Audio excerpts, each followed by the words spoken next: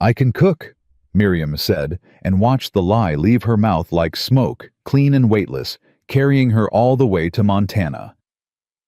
Orrin Stokes read those 3 words in his cold cabin and wrote back 5 comfortable homestead steady modest means.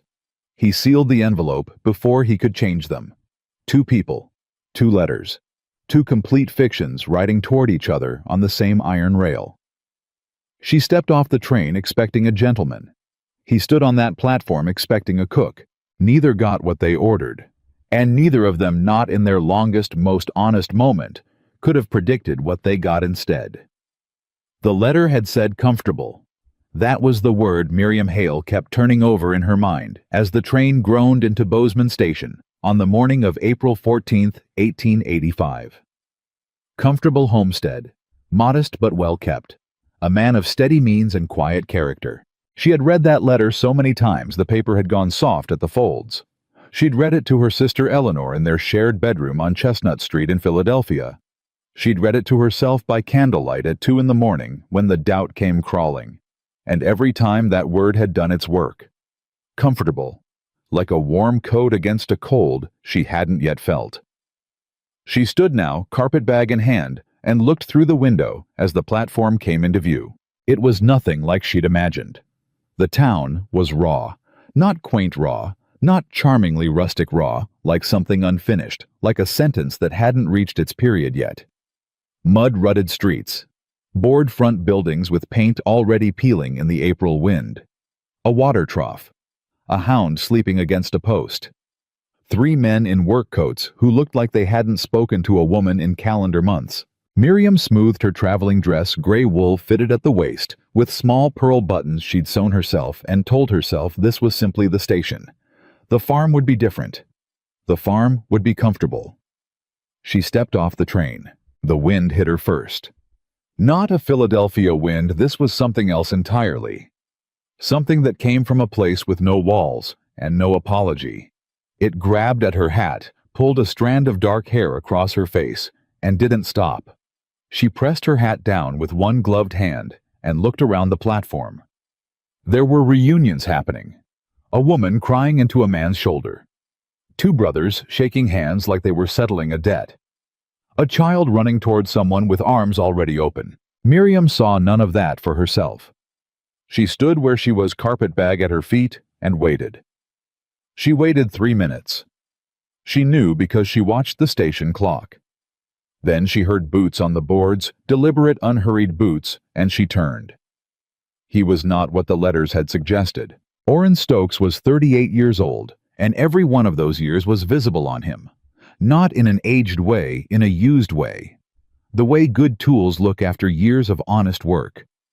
He was tall enough that she had to tilt her chin slightly, with shoulders that had been built by something other than a tailor's measurements. His coat was clean, but not new. His boots were dusty. His jaw was set in an expression she couldn't immediately read. Not unfriendly exactly, but not warm. Somewhere between evaluation and resignation. He looked at her the way a man looks at a delivery that arrived in the wrong box. "Miss Hale," he said. It wasn't a question. "Mr. Stokes," she answered. It wasn't a greeting. They stood there for a moment, 2 people who had written each other for 4 months, who had exchanged careful letters full of careful words, and the silence between them said more than any of those letters had. He picked up her carpetbag. He didn't offer his arm. He said, "Wagons out front," and started walking. Miriam followed him. What else was there to do? The wagon ride to the farm took 40 minutes, and they spoke perhaps 40 words between them, most of which were directional. "Cold for April," she tried. "It's Montana," he said. She looked at the land, stretching out on every side. Treeless, enormous, undecided about its own colors, caught somewhere between the end of winter and the reluctant start of spring. She had never seen so much sky in her life. In Philadelphia, the sky was a narrow strip, visible between rooftops. Here, it was everywhere. It was above, and it was ahead, and it pressed down on you like a hand that was deciding whether to be gentle. She thought about the letter. Comfortable homestead. When they arrived, she understood immediately why he'd chosen that particular word over more specific ones. The cabin was real. It had walls and a roof and a door that closed. But it was not comfortable in any meaning she'd previously attached to the word. One room dominated everything, a main space with a wood stove, a table, 2 chairs, and a shelf of tools that had no business being in a kitchen. A second room with a rope bed, a washstand, and nothing else. A lean-to kitchen attached at the back where the wind found every gap between the boards like it was searching for something it had left behind. She stood in the middle of the main room and did not speak.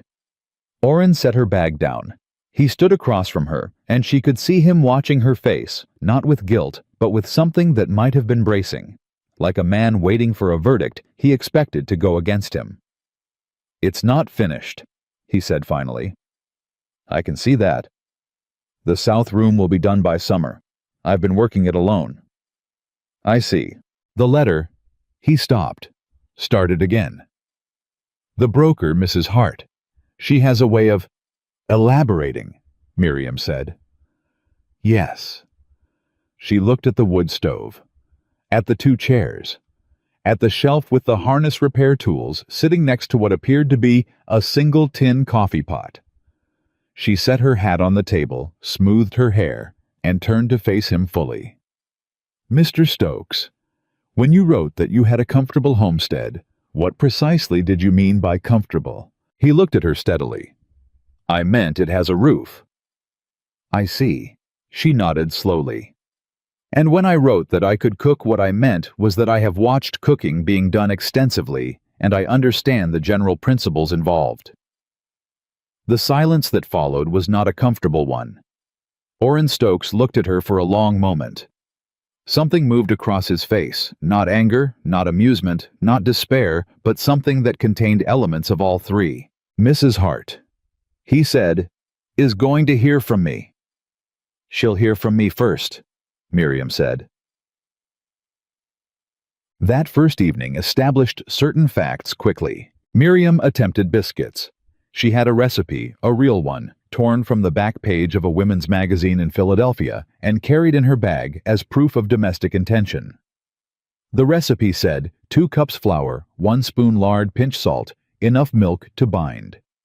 It did not say how much was enough, or what kind of enough, or that the stove needed to be at a specific heat, or that if the lard was too warm, the whole thing would collapse into something unrecognizable. She made biscuits that came out of the oven flat and pale and dense as packed earth.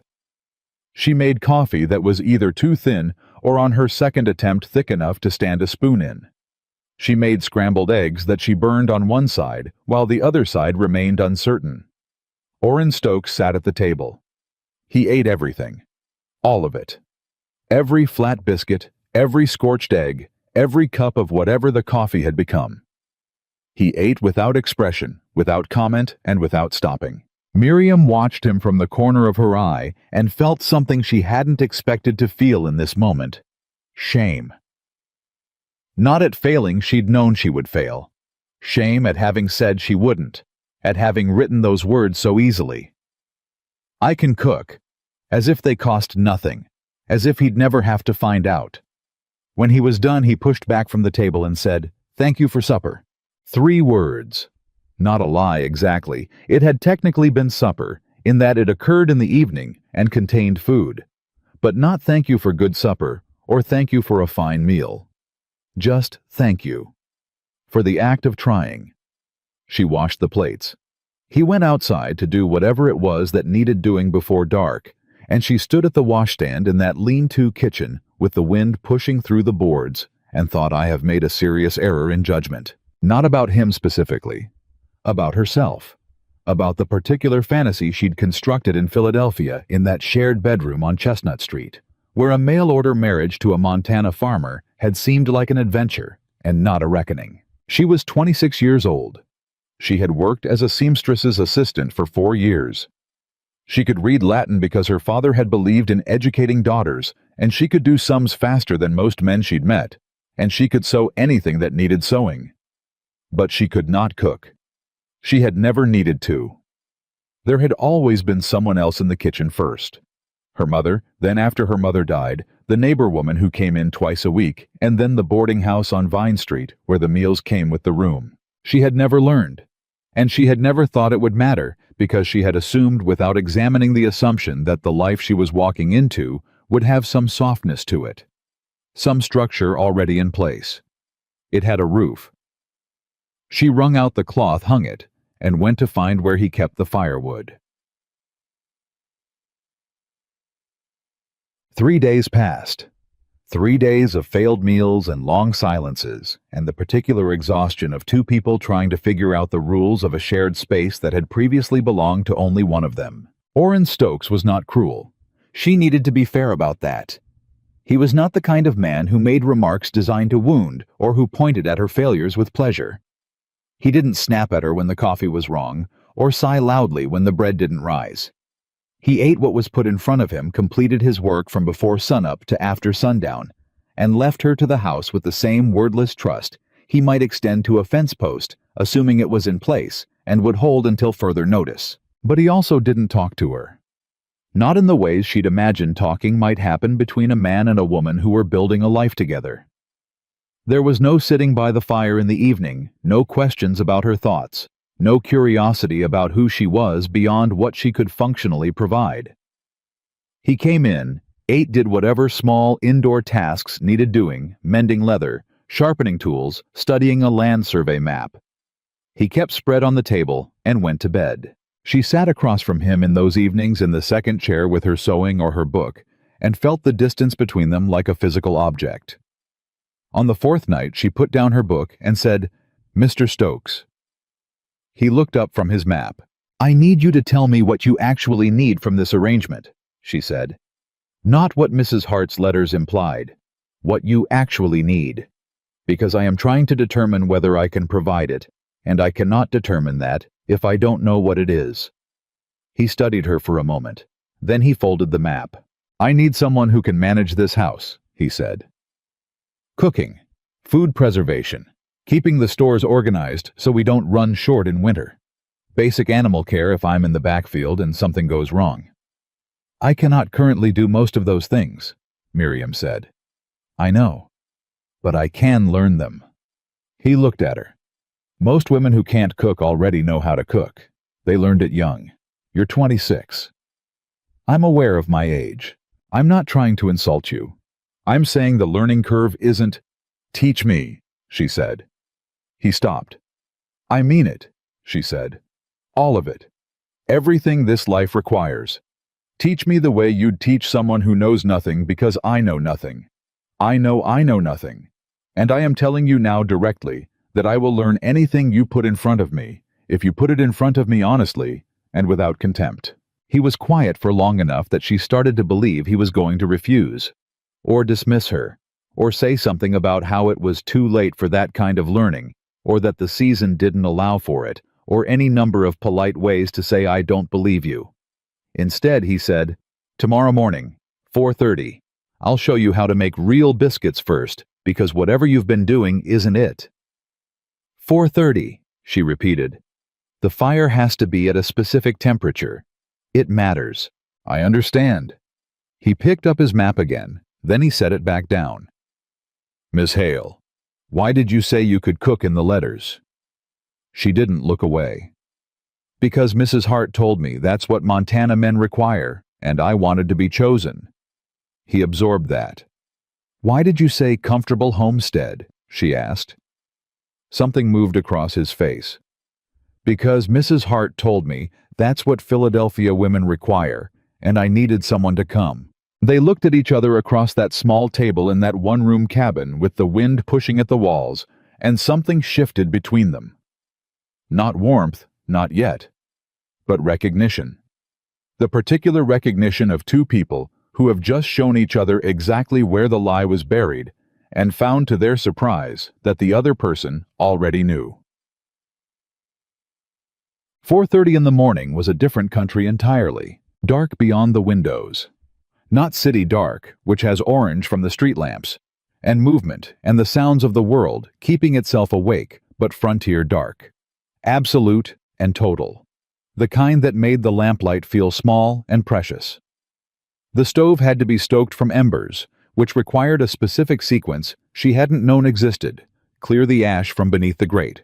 Leave enough base for the heat to build from. Add the small wood first and the heavier wood after. Wait, don't rush it. He showed her without making her feel stupid for not knowing. That was the thing she noticed first. He had a patience in teaching that was entirely absent from his conversation. He showed her something once completely with no shortcuts. Then he stood back and let her try. When she made mistakes, and she made them because she made mistakes at everything in this kitchen, he corrected her without emphasis. Not like that just here. The angle's different. And his hands adjusted hers briefly impersonally and then withdrew. The first real biscuits came out of the oven at 5:43 in the morning. They were not perfect. One side was slightly more golden than the other, but they were biscuits, real ones with layers inside and a crust that gave when you pressed it. She stood at that oven and felt something disproportionate to the occasion. Not pride exactly. Something more foundational than pride, the feeling of having converted a failure into a fact.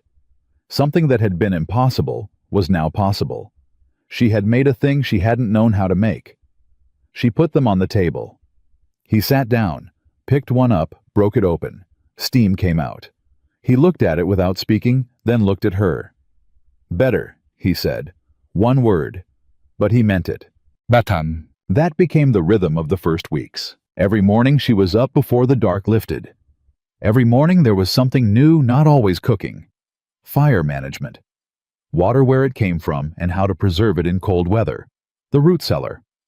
What went where, why the temperature mattered, how long things kept, and what the signs were when they stopped keeping. The difference between the animals she'd been vaguely aware of existing and the specific living creatures in his barn, each with their own habits and needs. He was not gentle. That needs to be said clearly.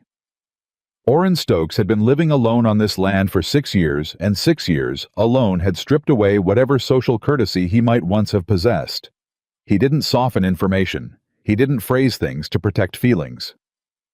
If she did something wrong, he said so. If she was moving too slowly on a task that had weather pressing against it, he said so without apology. There were mornings she wanted to throw something at him. One morning she did not throw exactly, but set down a pot with more force than necessary and said, "You could say thank you occasionally. Even if it's not perfect, you could acknowledge that I'm trying." He looked at her with that unreadable expression. "I told you the biscuits were better. Once, 3 weeks ago.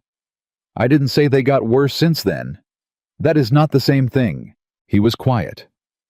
Then, "In my experience, telling someone a thing is good when it's merely adequate makes them stop improving." "In my experience," she said, matching his tone exactly, "telling someone nothing at all makes them feel invisible, which is not conducive to cooperation." Something moved in his eyes that might have been surprise. He seemed to genuinely consider what she'd said, not dismiss it, not deflect it, but actually weigh it. "Fair," he said finally. "The coffee has been right for 11 mornings in a row. I noticed." "Was that so difficult?" "Yes," he said without irony. "I'm not built for it."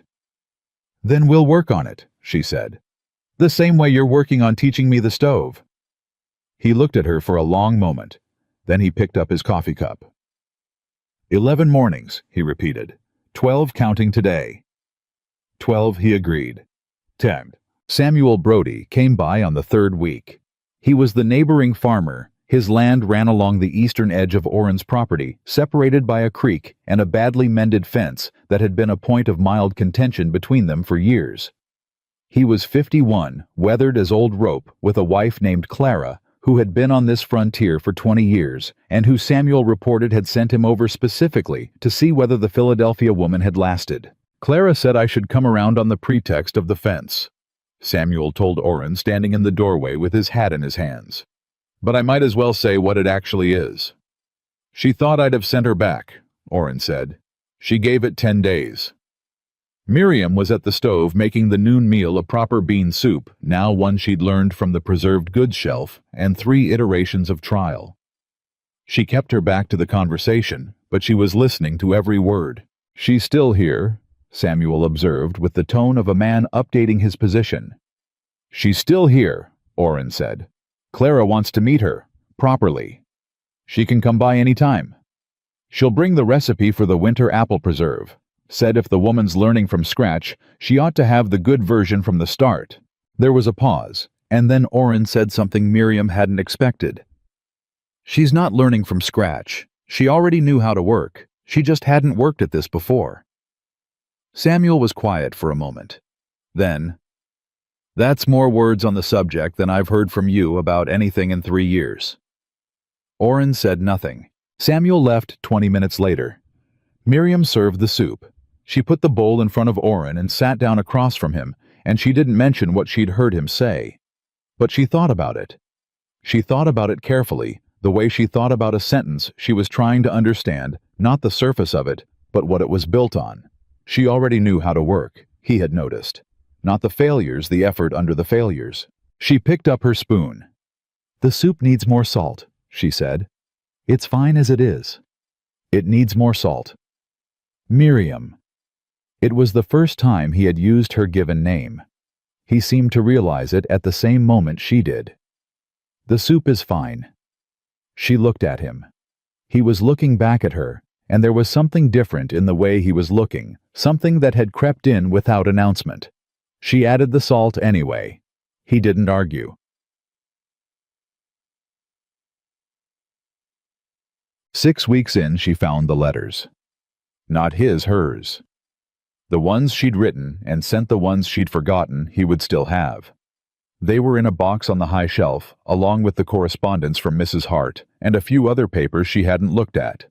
She wasn't going through his things, she was reorganizing the shelf to make room for the seed catalog he needed accessible, and the box simply shifted and the letters fanned out on the floor. She picked them up. She shouldn't have read them, but she'd already seen the first line of her own handwriting before she could stop herself. "I am a capable homemaker with experience in domestic management and a genuine love of country living." She stood there holding her own letter and felt the specific discomfort of being confronted with yourself at your worst, not your cruelest, not your most selfish, but your most dishonest. She had written those words with the same ease she might have written a shopping list. They hadn't cost her anything at the time. They'd been the words the situation required, and she'd provided them.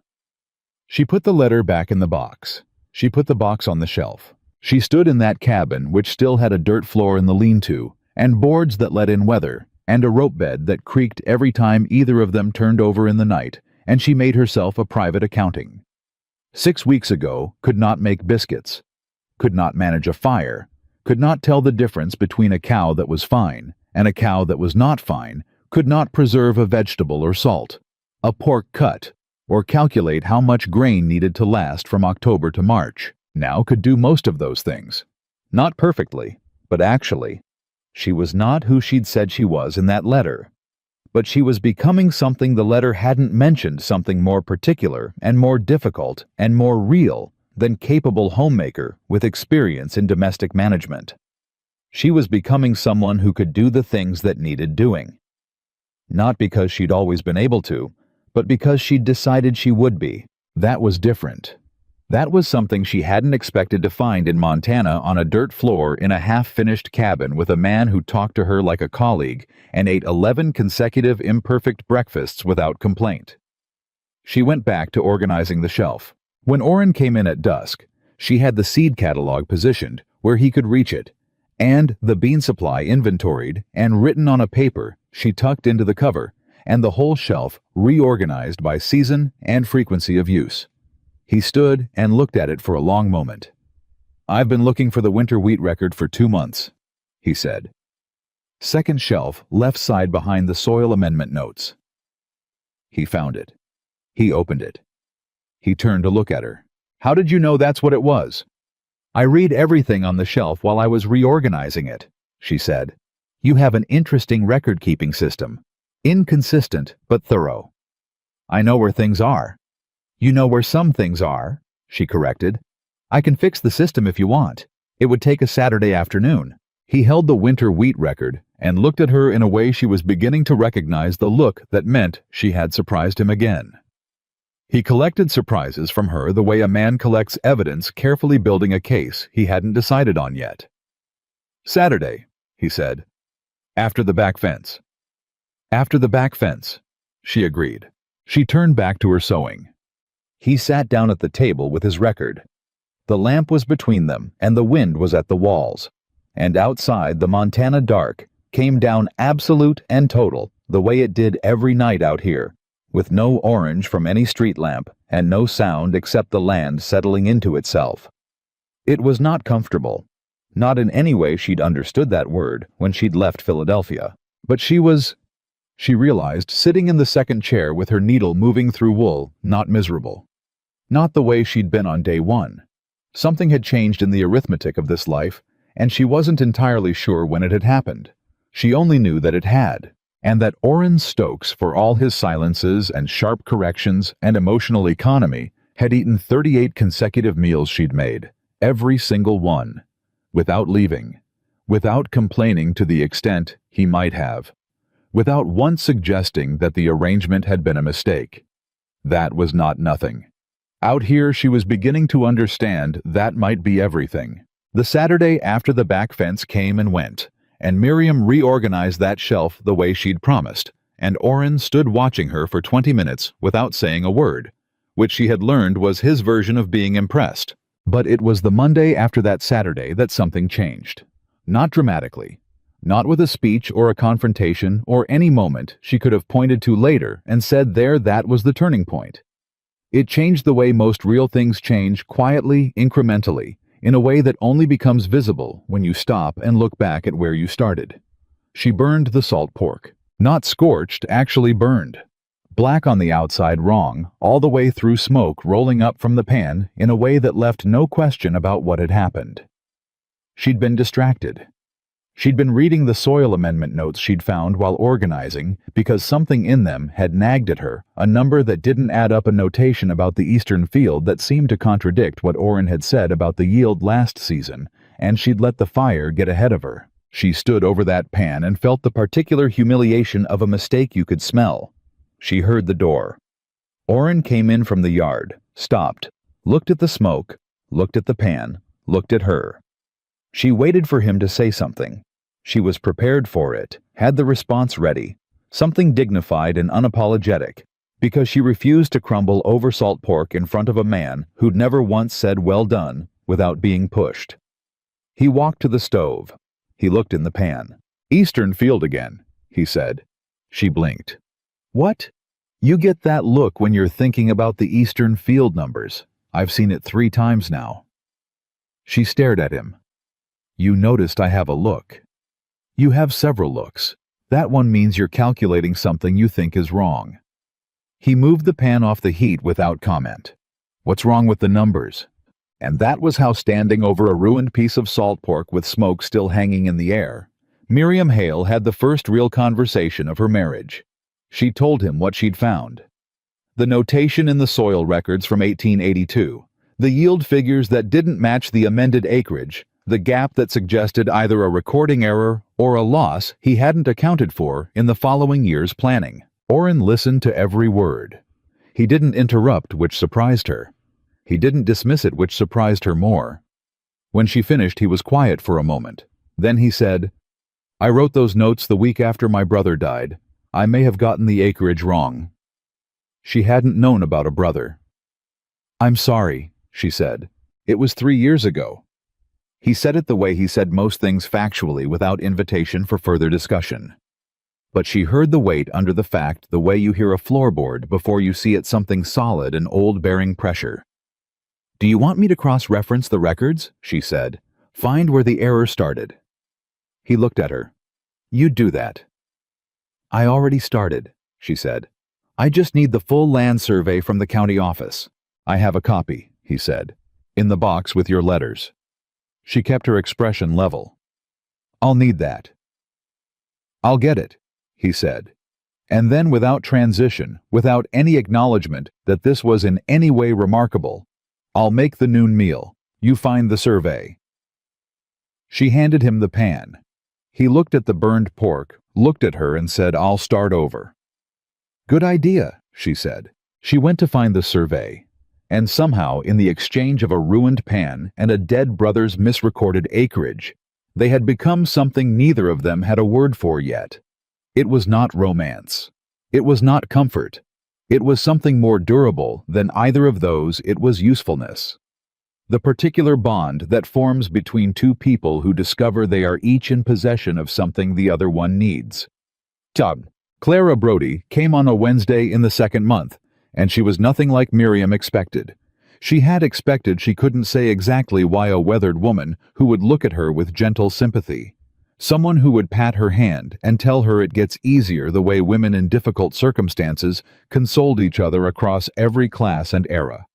Clara Brody was not that woman. She was 53, built like someone who'd spent 2 decades fighting the same land Orrin was fighting, and she walked into that cabin and looked around with the eyes of a woman conducting an inspection she'd been appointed to by herself. "Shelf's been reorganized," she said before she'd taken off her coat. 2 weeks ago, Miriam said, Samuel said Orrin found his winter wheat record. She said it like a verdict. First time in 2 years, according to what Orrin told him, which is the most words Orrin has said to Samuel about anything since '83, so that's something. She put a jar on the table. Apple preserved dark amber sealed with wax. Recipes inside the lid. Don't skip the cinnamon step. Everyone skips it and then wonders why it tastes flat. "Thank you," Miriam said. "Sit down," Clara said. "I didn't walk 40 minutes to stand at a table." They sat. Clara looked at her across the table with the kind of direct appraisal that Miriam was more accustomed to giving than receiving. "How bad was it?" Clara said. "The first weeks." "All of it. Don't perform for me. I've seen women come out here and go back inside a year. I've seen women who stayed and lost themselves doing it. I want to know where you are." Miriam considered the question seriously. It deserved a serious answer. "The cooking was the worst," she said. "Not the failing at it. I expected to fail at it. The worst part was knowing that he needed something real, and I was providing something inadequate, and I had to stand in that gap every day while I figured out how to close it. And now I can keep a house in a way that actually functions, not prettily, functionally. That's more than most women get to in the first year. He's a good teacher," Miriam said. And then, because Clara had told her not to perform better than he is at everything else involving other people. Clara smiled for the first time. "He is the most alone man I have ever known, and I knew his father, who was no different." She leaned back in her chair. "Does he talk to you?" "In the evening sometimes. About the land, mostly. The soil records, the fencing. Last week we talked for 2 hours about whether to expand into the northern acreage next season." 2 hours, Clara repeated. "He has opinions," Miriam said. "Strong ones once you establish that you won't be alarmed by them. What do you think of the northern acreage? I think the water access is the deciding factor, and until that question is settled, it's premature to plan the expansion. I've been looking at the county land maps." Clara looked at her for a long moment. Then she said something Miriam didn't expect. "Write to your sister." "Pardon. You have a sister. Samuel mentioned it. Orrin said something about Philadelphia. Write to her. Not the letter that says everything is fine. The real letter. You'll need to have written it before you can stop needing to." Miriam was quiet for a moment. "Is that what you did?" 21 years ago. Took me 4 months to write the letter where I said I almost left in the first week." Clara put her coat back on. "The preserve works best on the biscuits after the second proving. If they're too dense, you're not letting them rest long enough." And she walked out, leaving the jar on the table and an instruction Miriam would think about for days. That night, Miriam sat in the second chair after supper and wrote to Eleanor. Not the letter she'd written before, the one she composed in her head, that was all careful optimism and selected details. The real one. The one that started Eleanor. "I lied to him, and he lied to me. And we are both trying to build something out of that, and I don't know yet if it will hold." She wrote 3 pages. She wrote about the biscuits and the salt pork and the shelf reorganization. She wrote about the night she'd found her own letters and read the first line of herself and felt the specific shame of it. She wrote about Clara Brody's inspection and about the 2-hour conversation about northern acreage and about the way Orrin said fair. When she made a point, he couldn't argue with one word, reluctantly given meaning, more than a paragraph of concession from another man. She sealed the letter. She looked up. Oren was watching her from across the table, not intrusively, but in the way he sometimes watched her when he thought she wasn't noticing, with a kind of quiet attention, like a man who has decided to learn something but hasn't yet chosen how to begin. "To my sister," she said. He nodded. "She'll worry," Miriam said. "Eleanor worries about everything. She thought I was making a catastrophic mistake." "Were you?" She considered it honestly. "I was making an uninformed decision," she said. "That's different from a catastrophic one. Catastrophic means it ends badly. Uninformed just means you didn't have all the data. And now, sage? Now I have more data." She set the letter on the corner of the table for posting. "The northern acreage question, I've been thinking about it. What if the water issue isn't as fixed as you're treating it? The county land map shows a creek bed that was active as recently as '79, if it was rechanneled. That creek's been dry for 4 years. Dry at the surface. The underlying water table may not have shifted. If you dug test wells in the right positions." He put down his tools.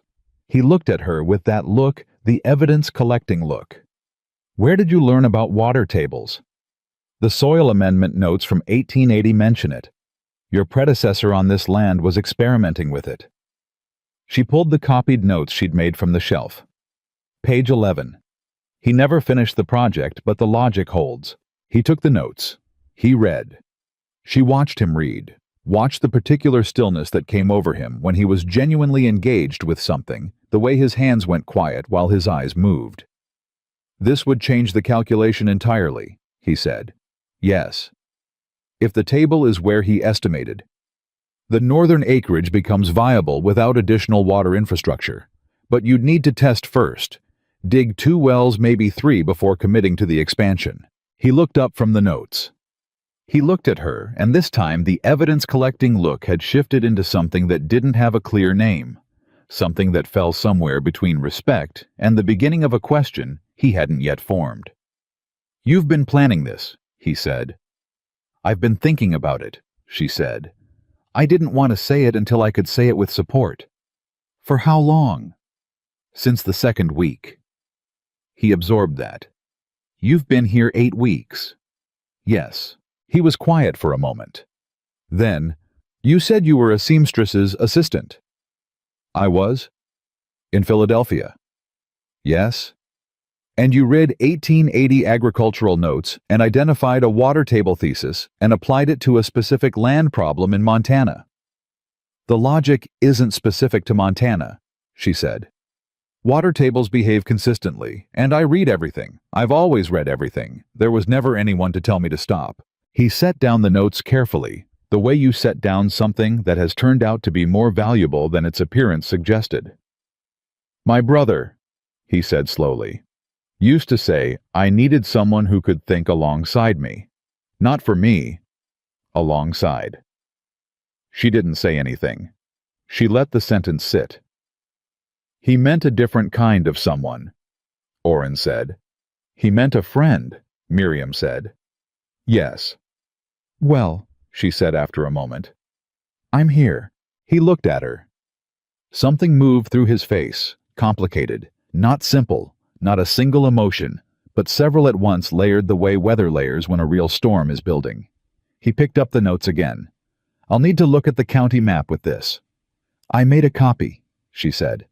"It's in the survey folder." He stopped. "On the 2nd shelf," she said. "Left side." He found it. He sat down at the table with both documents and the lamp between them, and they did not speak for an hour, both reading, both thinking, occasionally one of them saying a number or a notation, and the other one responding. Not performing collaboration, just doing it naturally, as if it had always been available, and they'd only now found the door. At 10 o'clock she said, "I'm going to bed." He said, "The well placement, eastern corner first, then middle. The gradient would push the table toward the center." "I agree," she said. "Good night, Mr. Stokes." "Good night," he said. And then, without looking up from the map, "Miriam." She paused. "The soil in the eastern corner," he said. Is it the same as the field sample you found in the amendment notes, the composition? She thought about it. Close enough to test. The clay content may differ. We'll dig Monday, he said. All right, she said. She went to bed. She lay in the dark and listened to him working at the table. The soft sound of pencil on paper, the occasional shift of maps being repositioned, and felt something she hadn't felt since she'd stepped off the train at Bozeman Station. She felt quietly and without drama, like she was in the right place. Not comfortable. Never comfortable, not in the way she'd expected that word to mean. But right. There was a difference. She was learning, a significant one. Comfortable meant soft and predictable and prearranged.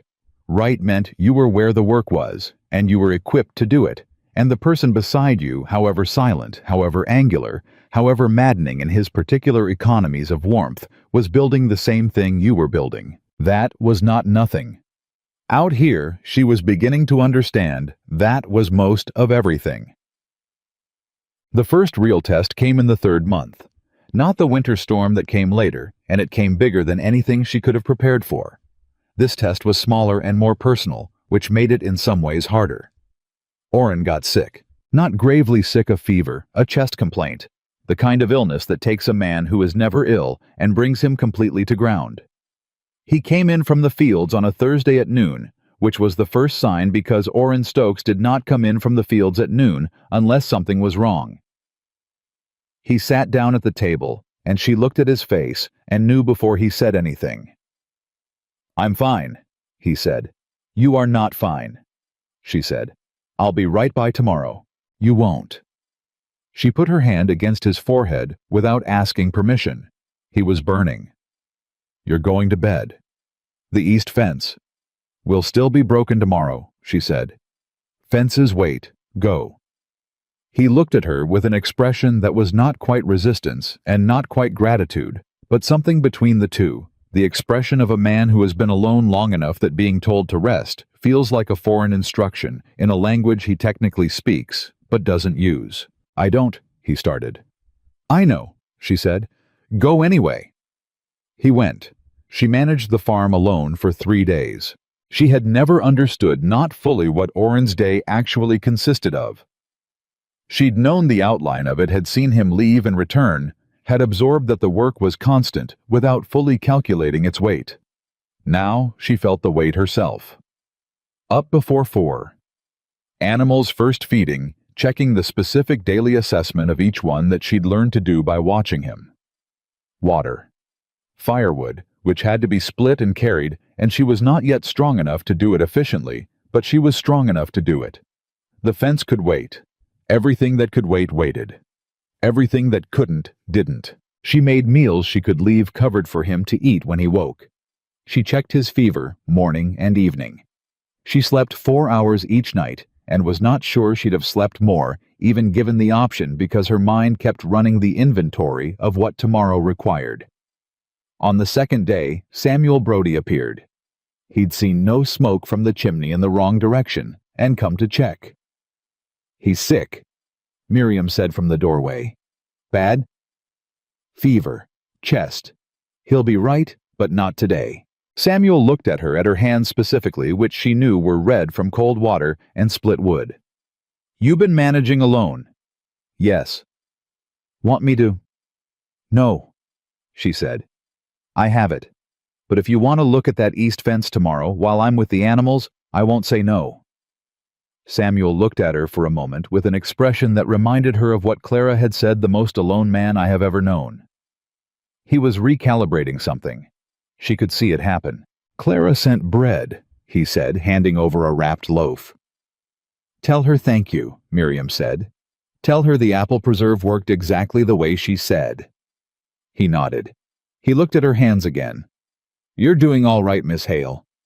Mrs. Stokes, she said. Not sharply, factually, just placing it correctly. He absorbed that. Mrs. Stokes, he repeated with the small nod of a man updating his records. You're hard. On the 3rd evening, Orrin came out of the bedroom on his own, still pale but vertical. He stood in the doorway and took in the room, the stove, the meal covered on the table, the neat organization that hadn't slipped despite 3 days of solo management, and then looked at her.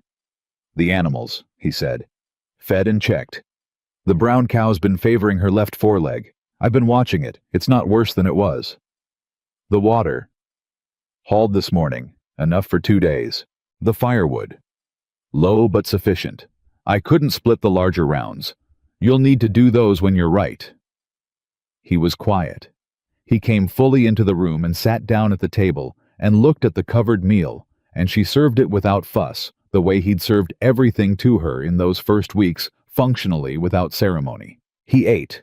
He ate all of it, and this time it was good, a real beef soup with the preserved vegetables, the bread from Clara, a coffee that had been right for weeks now.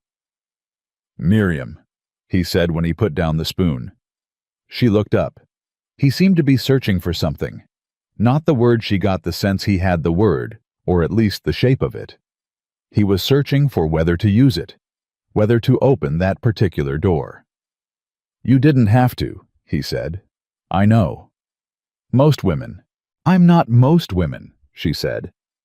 "I told you that in the first week. I'm not sure you believed it then." "I believe it now," he said. She looked at him. He was looking back at her, and there was something in his face she hadn't seen before. Not the evidence-collecting look, not the evaluating look. Something more exposed than either of those. Something a man doesn't show when he's decided to keep it. He was showing it because he was tired and had been sick for 3 days, and the particular armor that isolation builds had thinned just enough just at this moment. 3 days, he said, alone. "It wasn't a test," she said. "It just needed doing." "I know." He was quiet for a moment. Then, "How are your hands?" She looked down at them. Red, yes. A blister on the right palm where the axe handle had caught wrong. Nothing permanent.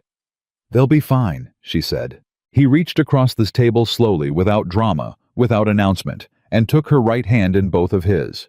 He turned it over. He looked at the blister, at the redness, at the clear evidence of 3 days of work she hadn't been built for, but had done anyway. He didn't say anything. He set her hand back on the table gently, like something that now had a different category of value. "Thank you," he said. "Not the coffee has been right. Not better. Not a single word carefully measured to not cost too much. Just thank you. Directly. For a thing that had been real." She said, "You're welcome." And that was all. He went back to bed an hour later. She banked the fire and organized tomorrow's tasks in her head, and sat for a while in the second chair with her book, and the lamp was between them as usual, except he wasn't there, and the wind was at the walls as usual. And outside Montana was dark and enormous and indifferent. But the room was warm. It was warm because she'd kept the fire right for 3 days, and she knew how to keep it right now. And that was a thing that was completely and entirely true. Jeg. 2 weeks after Orrin was well again, Mrs. Evelyn Hart wrote a letter. It arrived with the monthly mail, neat and cheerful, and written in the particular style of a woman who manages difficult situations with syntax. She wrote, so pleased to hear from Samuel Brody that the arrangement was proceeding well. She had known, of course, that Miriam and Orrin would be well suited. She had a gift for these matches. She modestly acknowledged a gift born of 20 years' careful attention to character. She included at the end a postscript she had another Montana gentleman in need of a match, and she wondered if Miriam had any Philadelphia acquaintances she might recommend to the service. Miriam read the letter twice.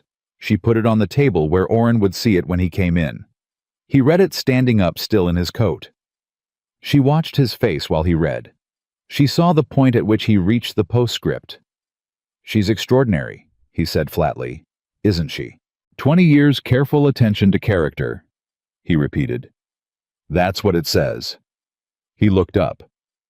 Something was working in his expression somewhere between irritation and the particular dark amusement that occasionally surfaced when life presented him with something that was too absurd to take seriously.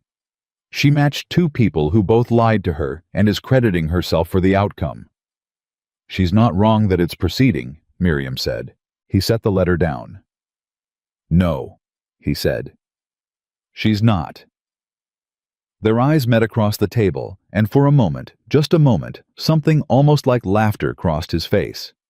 Not the full thing, not unreserved, not the laugh of a man who has laughed easily all his life, but the beginning of one, the shape of it, the recognition that this specific absurdity deserved something warmer than irony. "Shall I write back?" Miriam asked. "Tell her to keep her postscripts to herself," he said. "I'll phrase it diplomatically. I'd rather you didn't." She wrote back diplomatically. She folded the letter, sealed it, put it in the outgoing stack. She looked up and Oren was at the shelf pulling the northern acreage map, and she thought about what Clara had said, "the most alone man I have ever known," and thought about how that sentence had a before and an after now, and the after was still being written, still uncertain, still full of silences and functional conversations, and moments that only became visible looking back. But it was being written.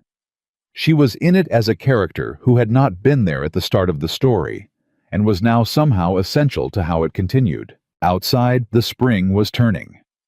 The land was doing what it did, its own slow, enormous business, indifferent to the humans working it. The well tests were scheduled for Monday. The northern acreage question was alive in both their minds, a shared problem that hadn't been solved, but was being held jointly with a care that neither of them had named. She went back to her chair. She picked up her book. He spread his map. The lamp was between them. It was enough. For now, it was more than enough. The well tests came back better than either of them had hoped. Oren dug the first one himself on a Monday, the way he'd said eastern corner, then middle, and Miriam stood at the edge and watched, and did not pretend she wasn't watching. The soil came up wet at 14 feet. Not damp. Wet. The kind of wet that meant the water table was exactly where the 1880 notes had suggested it might be, where Miriam had calculated it should be, where 3 months of reading someone else's unfinished work had pointed. Oren climbed out of that hole covered in clay and stood looking at her with the expression she now recognized as his version of astonishment, which on his face looked to anyone else like a man who had just confirmed something he'd suspected. But she knew the difference now. She knew the specific set of his jaw when something surprised him, and the slightly different set when something confirmed what he'd expected, and this was not confirmation. This was surprise, the real kind, the kind that requires a moment to absorb. "You were right," he said. "The notes were right," she said. "I just read them." "You were right," he said again, and he meant it the second way, the way that wasn't about the water table at all. She took that. She didn't deflect it a second time. They dug 2 more wells that week. Both came up wet within acceptable depth. The northern acreage question, which had lived in both their minds for 3 months as an open problem, closed. The land was viable. The expansion was possible. 63 acres could become something larger, something that wasn't just survival at the margin, but actual accumulation, the kind of ground a family could stand on for more than one generation. It was the first time Miriam used that word in her own head. Family. Not as an abstract, not as a thing she'd been contracted into, but as a structural fact. A thing that this land, and this work, and this particular combination of 2 people was quietly building toward, whether they'd decided to or not. She didn't say it out loud, neither did he. But that week, something shifted in the way they occupied the same space, a subtle closing of the distance that had existed since the train platform, as if the confirmed water table had also confirmed something else. Something that didn't have a name in the survey records, but was just as real. Clara Brody noticed before either of them could have said it themselves. She came on the following Wednesday, as had become her habit. Not announced, never announced, simply appearing in the doorway with something in her hands and an assessment already forming behind her eyes. This time she brought seed packets for the kitchen garden, which Miriam had cleared and turned in the weeks after Oren's illness. And she stood in the doorway for a moment before she came inside, looking at something. "What?" Miriam said. "Nothing," Clara said, which meant everything. She came in. She put the seeds on the table. She looked at the shelf, reorganized functional Oren's winter wheat record visible from the door, and then she looked at the 2 coffee cups already on the table, both used, both placed with the ease of a habit. "Samuel says Oren laughed last week," Clara said. Miriam looked up. He didn't laugh. He almost laughed. There's a distinction. Samuel has known Orrin Stokes for 9 years, Clara said. He has never seen anything close to laughing. Miriam set down her sewing. We were reading Mrs. Hart's letter. The postscript. Clara sat. She folded her hands on the table. How are you sleeping? 4 to 5 hours. That's not sleeping. That's surviving. It's Montana, Miriam said with enough of Orrin's inflection that Clara blinked and then smiled, the real one, the one that changed her face entirely. Lord, Clara said, you even picked up his phrasing. I've been spending a great deal of time with a man of very few words, Miriam said. The ones he uses start to seem more significant. Do you know, Clara said, that his father spoke exactly 5 words at his own wedding ceremony? Clara Brody's husband was the justice of the peace. He said, I do and thank you. That was it. I do and thank you. The Stokes men are not a voluble family. He talks to me, Miriam said, and then because Clara wouldn't be satisfied with that, in the evenings, about the land, the plans. Last week we talked for 3 hours about the northern acreage. 3 hours, Clara said. He talks about things he cares about. Clara was quiet for a moment. Then, and what do you talk about? What do you care about? Miriam considered. Right now, the eastern field rotation. Whether the clay content in the subsoil will affect the root vegetables next season. Whether Orrin's record-keeping system will hold up if the acreage expands the way we're planning. She paused. And whether Eleanor will actually visit. She says she will in the autumn. I don't know if she means it. She means it, Clara said. When a woman says she'll visit her sister in Montana, she means it. It takes courage to follow through. Eleanor has courage in unusual directions, Miriam said. She just doesn't apply it to geography. Clara laughed. It was a good laugh, full and genuine, and the kind that makes a room feel larger. And Miriam found herself laughing too. Not the polite kind she'd once deployed at Philadelphia dinner parties, but the real kind, the one that comes from somewhere lower than social performance. She hadn't realized until that moment how much she'd needed it. She laughed until her eyes went bright, and Clara reached across and briefly pressed her hand. And outside Montana was doing its spring business, enormous and indifferent, and entirely unaware that inside this cabin, 2 women had just added something human-shaped to the ledger of what it costs to live here and what it gives back. The storm came in October. Not without warning. Montana didn't give you that kind of warning, the kind that let you prepare fully, but it gave you enough to feel the pressure change enough that Orrin looked at the sky on an afternoon with particular attention and said to Miriam, without drama, "Tonight is going to be serious." "How serious?" she said. "The kind you don't go out in," he said. "Make sure the water barrels are full." She filled them. She brought in 3 extra loads of firewood, stacking it inside the lean-to kitchen so it stayed dry. She checked her food stores against the mental inventory she now kept without effort, enough sufficient, no gaps that a week indoors couldn't bridge. She checked the animals before dark, moving through the barn with the lamp the way Orrin had taught her, looking at each one with the attention of someone who understood what she was looking for. It was during this check that she noticed the brown cow. The same one that had been favoring her left foreleg for weeks now, the one Miriam had been monitoring through Orrin's illness, and after the one that had become, in the strange way of things you watch carefully over time, a creature she had a specific feeling about. The cow was in labor. Miriam stood in the barn and processed this information quickly.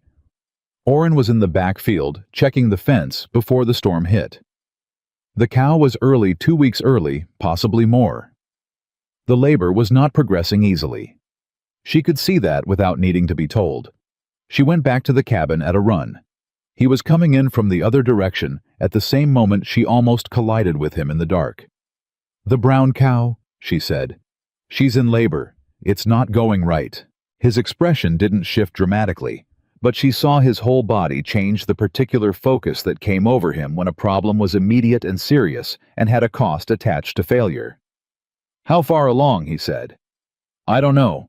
Long enough that I'm worried. The calf's position looks wrong." He was already moving toward the barn. She followed without being asked, and he didn't tell her not to. That itself was something 6 months ago he might have said, "Go inside," and she might have let him. Now he said nothing, because it had become understood that she was not someone you sent inside. Inside the barn, she saw him assess the situation in the time it took most people to take a full breath. Then the storm hit. Not gradually. Montana didn't do gradual with its worst weather. One moment the night was cold and the wind was building. The next it came through every gap in every board, and the temperature dropped so fast, it felt like the world had changed its mind about warmth entirely. The lamp flame bent almost flat. The animals shifted and complained. Outside, the wind found its full voice, not a howl, but a sustained, pressing roar, like something enormous leaning against the walls. "Hold this," Oren said, and put the lamp in her hands. She took it.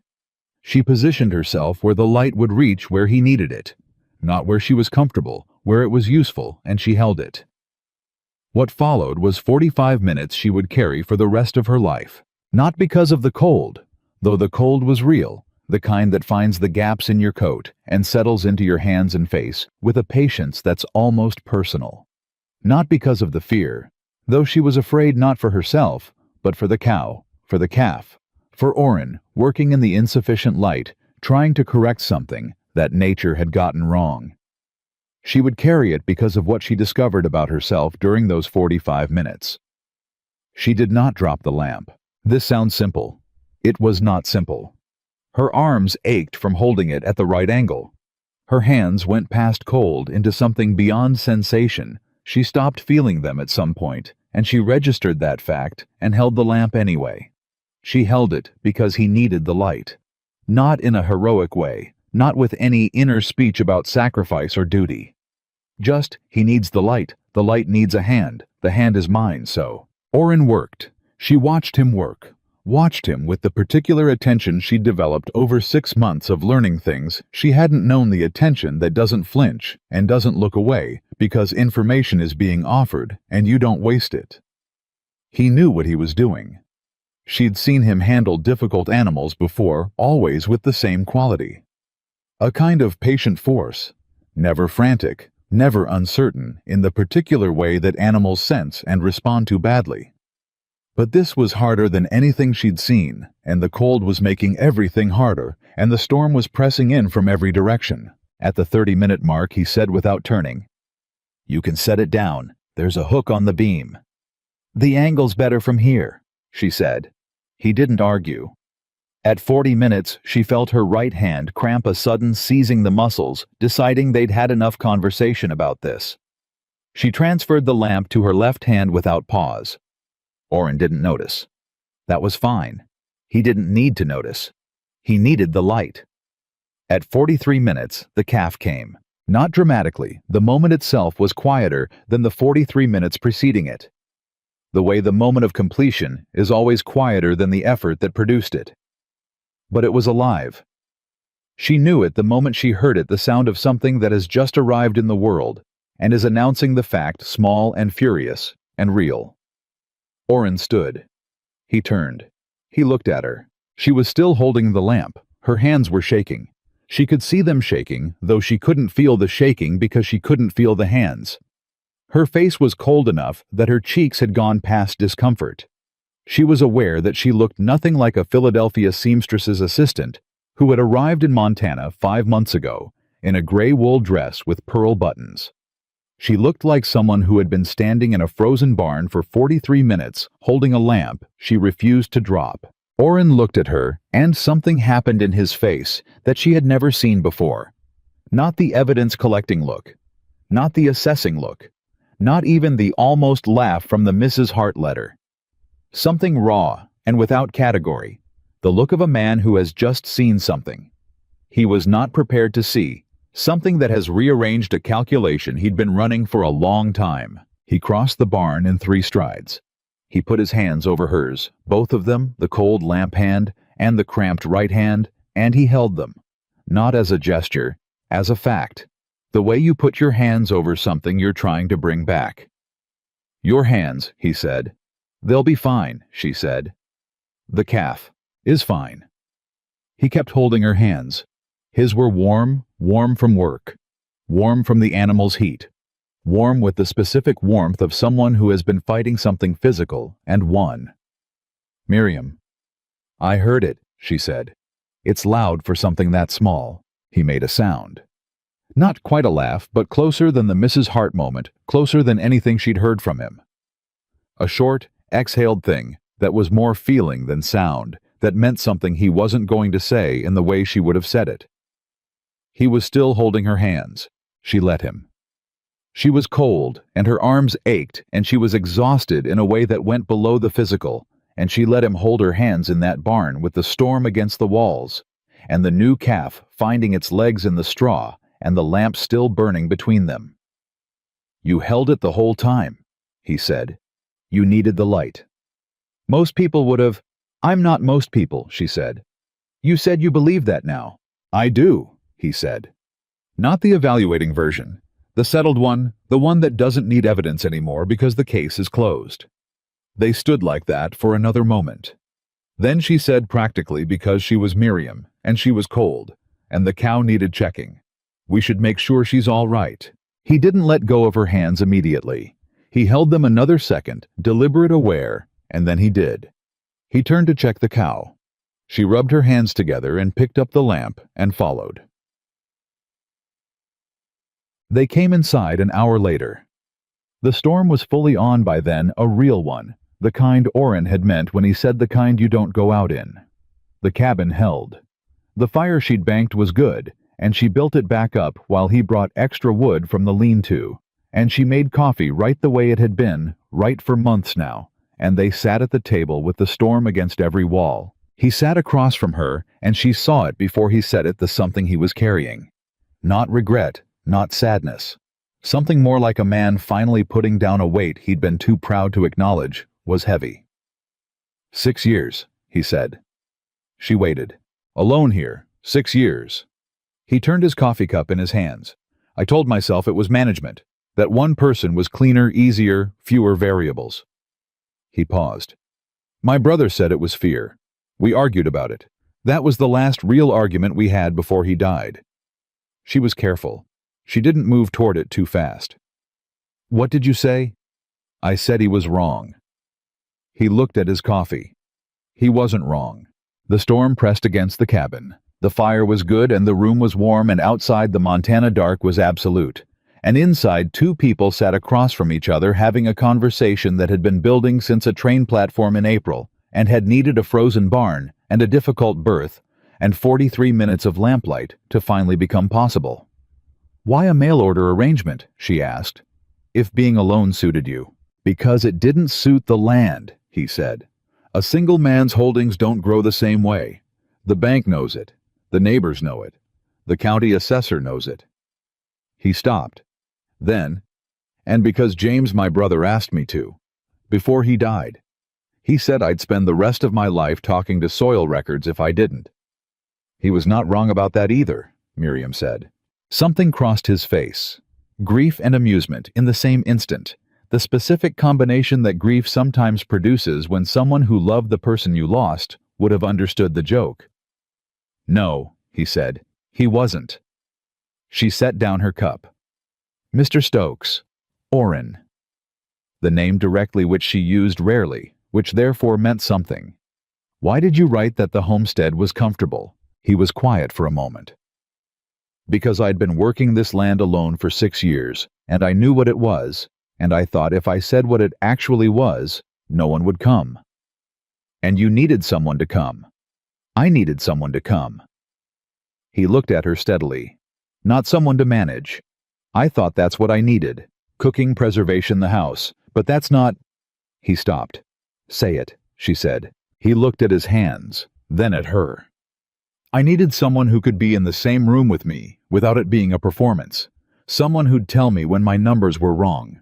Someone who'd hold a lamp for 43 minutes because the light was needed, and not because they were waiting to be thanked for it. The fire cracked. The storm pushed. She looked at him across that table, across the same lamp that had been between them every evening for 5 months, and she thought about the letter she'd written to Eleanor. I don't know yet if it will hold. It was holding. More than holding. It was doing what real things do. It was becoming permanent. The kind of permanent that doesn't announce itself, but simply is the way the water table under the northern acreage simply was, whether you dug the well to find it or not. I came here, she said, because I was 26 and working as a seamstress's assistant, and I could see the next 30 years from where I was standing, and they looked exactly like the next 30 minutes. She looked at the lamp. I wanted something I couldn't already see the shape of. Did you find it? He asked. She looked around this cabin, at the reorganized shelf, at the survey folders, at the 2 coffee cups, at the window where the storm was doing its enormous winter business and the glass held.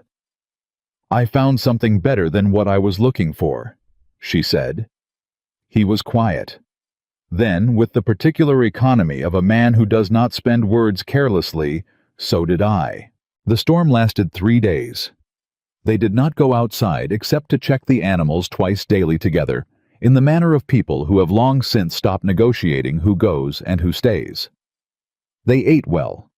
They talked more in those 3 days than they had in the previous 5 months combined. Not because the storm forced it, but because the barn had opened, something the 43 minutes had opened something, and what was open couldn't easily be closed again. He told her about James. The full version, not the careful version she'd received in fragments, but the actual one, the one with weight and specific detail. James had been 2 years younger and twice as social, and had believed without evidence that Orrin would figure out how to be a person worth knowing before it was too late. He'd been sick for 8 months before he died. He'd made Orrin promise in his last week to write the letter to Mrs. Hart's service. He wanted to meet her, Orrin said. Whoever came, he kept saying she'd be more than I expected. Miriam was quiet for a moment. He was right. He was right about most things, Orrin said. I argued with him too much to say it while I could. That's the nature of brothers, Miriam said, and sisters, and most people who know us well enough to be right. He looked at her. Does Eleanor argue with you?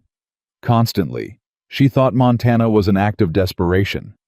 Was she wrong? Miriam considered. She was right about the desperation, wrong about the act. He absorbed that. Then he said something she hadn't expected. I'd like to meet her, when she comes in autumn. Not if. When. She looked at him. He was looking back at her with the settled expression, the one that didn't need evidence, the one that had made its decision and filed the paperwork. She'll argue with you, Miriam said. Good, he said. I'm used to it now. On the second day of the storm, she found the book. It was on the high shelf behind the tool records where it had apparently been for years without anyone disturbing it. Not a farming manual, not a land survey, not anything practical. A novel David Copperfield worn at the spine with the name James Stokes, written inside the cover in handwriting that was rounder and more open than Orrin's. She held it. May I? She said. Orrin looked up from his maps. He saw what she was holding. Something moved across his face, not grief this time, or not only grief. Something warmer and more complicated than that. He'd want it read, Orrin said. She read it. Not all at once, not that day, but she began it there in the second chair while the storm was outside, and Orrin worked at his maps, and occasionally she read a sentence aloud, not asking permission, just letting it into the room, and he listened without stopping his work. And once when she read a line that Dickens had put in Copperfield's mouth about the particular courage of people who had been underestimated, Orrin said without looking up. Read that one again. She read it again. He didn't comment. He went back to his maps. But she noticed he set down his pencil while she read it, and didn't pick it up again for a full minute after. That night, the third night of the storm, she put the book on the shelf in a place where it could be seen, not hidden behind the tool records, not stored away. Visible. She didn't say why. He didn't ask. But the next morning, the book was on the table, not the shelf. He'd moved it. Not to read it, the maps were spread around it, the coffee cups on either side. It was just there, present, in the daily geography of the room. James Stokes, she thought, would have been glad. She made breakfast. The biscuits came out of the oven golden on both sides with layers inside, and a crust that gave exactly the way she'd learned it should give on that first morning at 4:43, when the dark had been absolute and everything had been unknown, and she had stood at a frontier stove and converted a failure into a fact. Oren sat down. He picked up a biscuit. He broke it open. Steam came out. He looked at her. "Right," he said. One word. The same word as the first time. But not the same meaning, not better than the failure. Just right. The way things are when they've become what they were always supposed to be. She sat down. She poured the coffee. Outside, the storm was ending, pulling back the way Montana's worst always eventually did, not gracefully, not with apology, just stopping, leaving the land to make its accounting. The calf was alive in the barn. The water table was confirmed under 63 acres that were going to become 300. The shelf was organized, and the records were cross-referenced, and the book was on the table where it could be seen. She had come expecting comfort. She had found instead something that asked more of her than she'd known she had, and had received from her more than she'd known she could give. She picked up her coffee cup. He was already looking at his maps. The lamp was between them, unlit in the morning light, still present, still necessary. She thought, this is what it means to be in the right place. Not easy. Not the shape you imagined. Not comfortable in any meaning she'd attached to that word on a train in April. But true. Completely, irreversibly true. Eleanor Hale arrived in Bozeman on the second Tuesday of October, and she was exactly what Miriam had said she would be. She stepped off the train with 3 pieces of luggage, a hat that was entirely wrong for Montana, and the expression of a woman who had been composing opinions about this situation for 6 months and was ready to deliver them. She was 30 years old, 2 years younger than Miriam, and where Miriam had dark hair and the particular stillness of someone who had learned to observe before speaking, Eleanor was fair and quick-eyed, and had the Philadelphia habit of filling silence with language before it could fill itself. She took one look at Miriam on the platform and said, "You look different." "Hello, Eleanor." "No, I mean actually different. Not just thinner or your hands." She took Miriam's hands and turned them over. The blister from the axe handle was long-healed, but the hands themselves had changed stronger, rougher at the palm, with a competence in them that hadn't been there in Philadelphia. Eleanor looked at them for a moment. "What have they done to you?" "Nothing was done to me," Miriam said. "I did it." Eleanor looked up. Something in her sister's voice, level, certain, without defensiveness, made her go quiet for a moment. She reassessed. Not the hands. The whole person. "All right," she said. "Where's the husband?" "At the farm. He doesn't leave the animals in October." "He sent you alone to collect me." "I volunteered," Miriam said. "He offered to come. I said I wanted the drive to myself." She picked up the smallest bag. "There are 2 more in the wagon."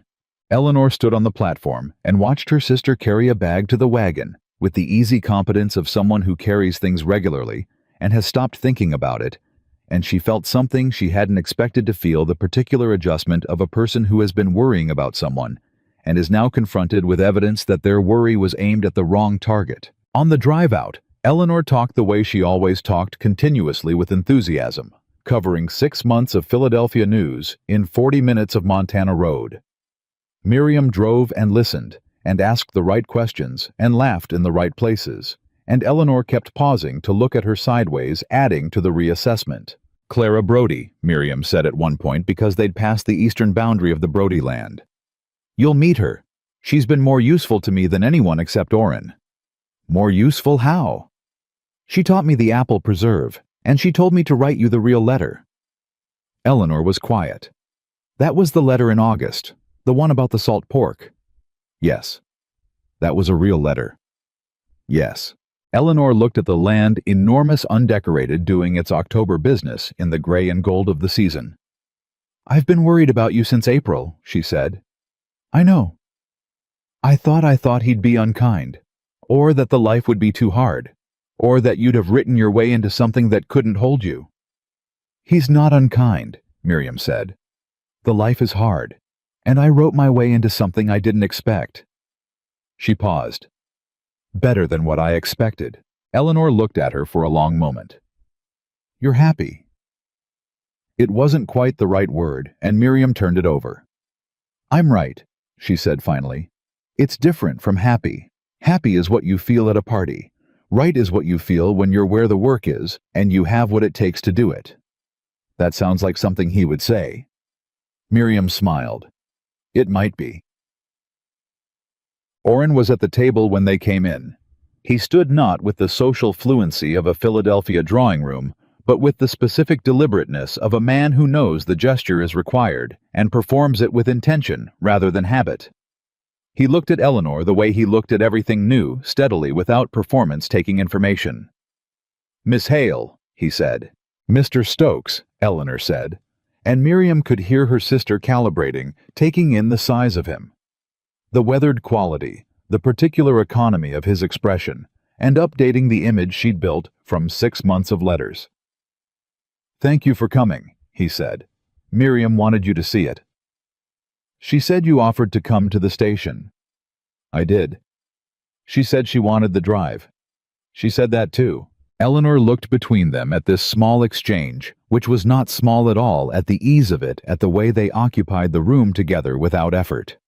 She looked at the shelf reorganized, at the 2 coffee cups already on the table, at the book on the corner David Copperfield worn at the spine, at the survey folders stacked neatly on the second shelf, Miriam's handwriting on the labels. She sat down. She said nothing for a moment, which was unusual enough for Eleanor that Miriam noticed. "The northern acreage," Orrin said, sitting back down, clearly continuing something he'd been thinking about before they arrived.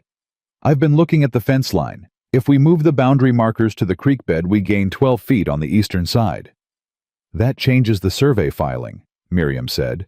"It does. I need the county map." Second shelf, the blue folder. He got it. He spread it on the table. Eleanor watched this happen.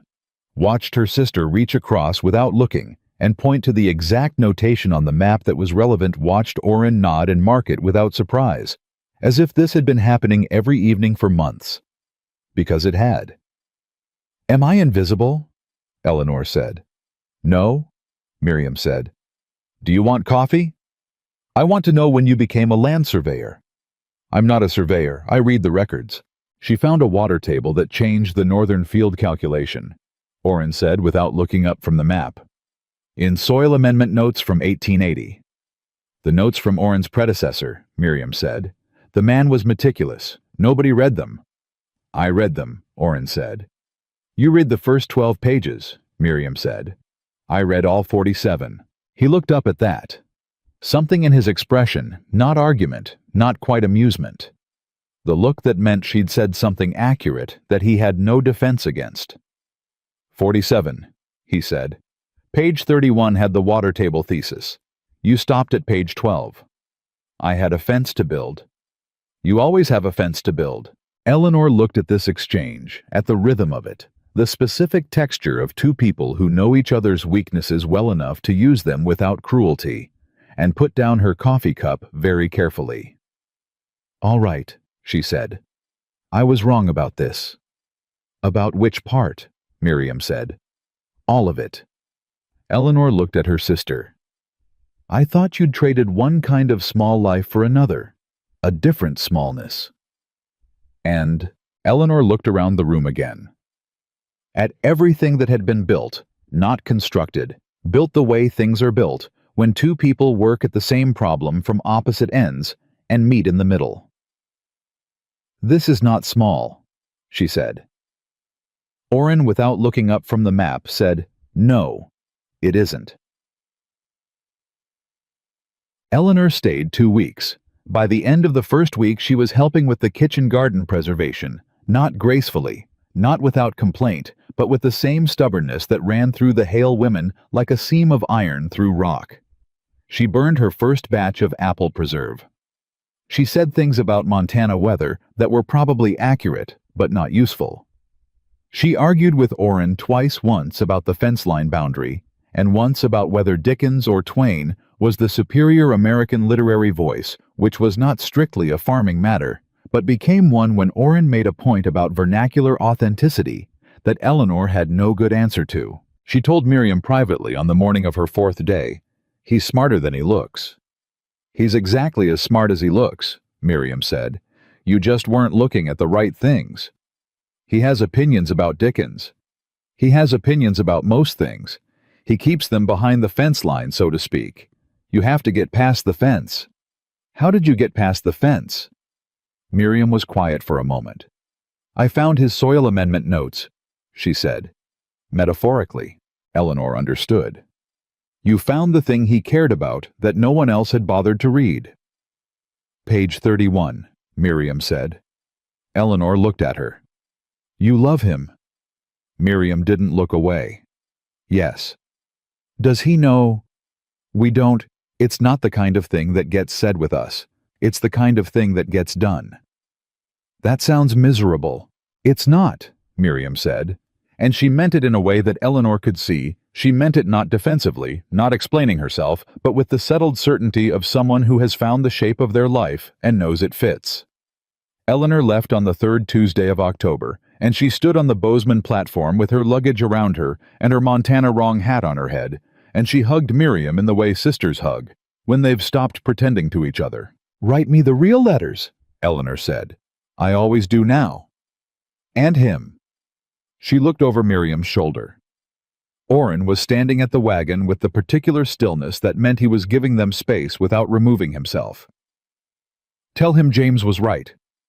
Miriam pulled back. "What?" "He told me. Last night when you were already in bed. About James, about the promise. He said he thought he was building something for the bank and the land assessor." Eleanor looked at her steadily. "I told him he was wrong. He's building something for James. And for you. And for whoever comes after." She squeezed Miriam's hands. "Tell him James was right." Miriam held that. Then she nodded. On the drive back after the train had gone, she told him. He drove for a while without speaking. The land was doing its October thing, enormous and golden and entirely itself. Then he said, "She's not as impossible as I expected." "High praise from you," Miriam said. "She made a good point about the fence boundary." "She did. I'm not going to tell her that." "I know." He was quiet for a moment more. Then, "James was right," he said. Not as a question, not as a revelation, as a fact that had been true for a while and was only now being said out loud. "Yes," Miriam said. He nodded. He turned the wagon toward home, and the road was long, and the sky was everywhere, and neither of them said anything else because nothing else needed saying. Bent. The letter from the Gallatin County Land Office arrived in February, and it was not the letter either of them had been expecting. It came with the monthly mail, ordinary on the outside, and Miriam had it open and read before Orrin was fully through the door from the morning animals. She read it twice. Then she set it on the table in front of his place without speaking. He came in. He saw her face. He picked up the letter. He read it standing still in his coat, the cold coming off him. The letter was from a man named Gerald Harwick, County Land Assessor, informing Mr. Orrin Stokes that a discrepancy had been identified in the original 1879 land grant filing for the property known as the Stokes Homestead, Gallatin County, Montana Territory. The discrepancy related to the eastern boundary, specifically a 40-foot variance between the original survey and the current fence line that Stokes had been maintaining since his arrival in 1879. This variance, Harwick wrote, had been brought to the office's attention by an adjacent property claimant, one Mr. Douglas Crane, who held a competing claim to the disputed strip. The office required that Stokes appear with documentation within 30 days to resolve the matter. Failure to appear would result in the claim being decided in Mr. Crane's favor by default. Orrin put the letter down. He looked at Miriam. "Douglas Crane," she said. "I know who he is. Tell me." He took off his coat. He sat down. "He bought the Whitmore parcel last summer, the land that runs along our eastern boundary. He's been grazing cattle on it, more cattle than that parcel can support, which means he's been looking at adjacent land since before the ink was dry on his own purchase. He's claiming a 40-foot strip. He's claiming it. He doesn't have it. The letter says the original survey shows a variance. The original survey from 1879 was done by a county appointee who was paid by the day and moved as fast as he could. I've seen the work. It's not accurate. Miriam was already at the shelf. She had the blue folder, the county map, and the original land grant documentation that she'd filed behind it 3 months ago when she reorganized the survey materials. She spread them on the table. She looked at them for 60 seconds. The 1879 survey has the eastern stake 40 feet west of where Crane says it should be, she said. But the amended survey from 1881, did you file an amendment? My predecessor did, before I took the land. She found it. It was at the back of the blue folder behind 3 other documents in a sleeve she'd nearly missed when she reorganized. Here, 1881 amendment. The eastern boundary is... She ran her finger along the notation. Exactly where your fence is. He stood. He came to the table. He read over her shoulder. The original survey error was corrected in the amendment, she said. Crane's claim is based on the 1879 document, but the 1881 amendment supersedes it. Does Harwick know about the amendment? The letter doesn't mention it. She looked up at him. Either he doesn't know or Crane's filing didn't include it. Orrin's jaw set. Crane didn't include it, he said. Not a question. The amendment is filed with the county office, Miriam said. It should be in their records, but if someone needed to... She stopped. If someone needed to what? Orrin said. If someone needed to make a competing claim look stronger than it is, she said carefully. The easiest way would be to present only the documents that support your position and hope the other party doesn't know what they have. The room was very quiet for a moment. He thought I wouldn't know about the amendment, Orrin said. Most single farmers working 6 years of backfield wouldn't have gone through old predecessor documents, Miriam said. He had no way to know I'd reorganized the survey files. They looked at each other across the table. The lamp was between them, unlit in the morning light. David Copperfield at the corner, everything in its place, including, as it turned out, a document that a man named Douglas Crane had been banking on them not finding. I need to go to the county office, Orrin said. We need to go, Miriam said. He looked at her. Miriam, the amendment is in the blue folder that I organized, she said. I know its provenance. I know where it was and in what condition and what documents it was filed behind. If Harwick has questions about how we found it or whether it's been altered, I can answer them directly. She held his gaze. And I can read the county land statute. Can you? He absorbed that. Then, no.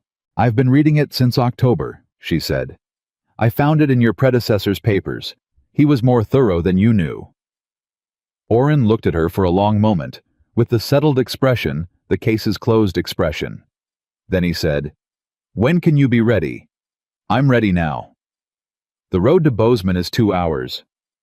I know how long the road is, she said. He almost smiled.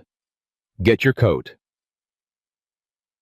Gerald Harwick was a cautious man by temperament and a careful one by profession, and when the Stokeses arrived at his office on the morning of the 22nd day, 8 days before the deadline, he looked at them with the particular expression of a county official who has been presented with something more complicated than he anticipated. He'd expected Orrin Stokes. He had not expected Miriam Stokes specifically. He had not expected a woman who sat down across from his desk and placed an organized folder of documents between them, with the manner of someone who knew exactly what was in it and exactly why it mattered. Mr. Harwick, Miriam said, we'd like to address the discrepancy raised in your letter of February 3rd. Harwick looked at Orrin. Orrin looked back at him without expression. My wife handles our land documentation, Orrin said. Harwick cleared his throat. I see. Well, the matter is straightforward. The original 1879 survey has been superseded, Miriam said. She opened the folder. The 1881 amendment filed by the original patent holder, Thomas Archibald, before the Stokes purchase, corrects the eastern boundary error from the original survey. This is the controlling document. She placed it in front of Harwick. He looked at it. He looked at the date. He looked at the filing number. Something in his face changed, a shift from routine bureaucratic procedure to something more careful. "This should be in our records," he said. "It should be." Miriam agreed. Harwick was already at his filing cabinet. He found the Stokes land file. He went through it. He went through it again. "It's not here," he said. He said it with the particular tone of a man who is realizing in real time that something is wrong with what he's been given. Mr. Crane's filing referenced only the 1879 survey, Miriam said. He did not include the 1881 amendment. The question of whether that was an oversight or a deliberate omission is one I imagine your office would want to examine. Harwick set down the folder. He looked at them with an expression that had left routine well behind. "Where did you obtain this document, Mrs. Stokes?" "From our land records," she said. "It was in the original predecessor documents that came with the property purchase in 1882. I found it in the survey file during a reorganization last autumn." She paused. "I can provide a written account of its provenance if that's useful."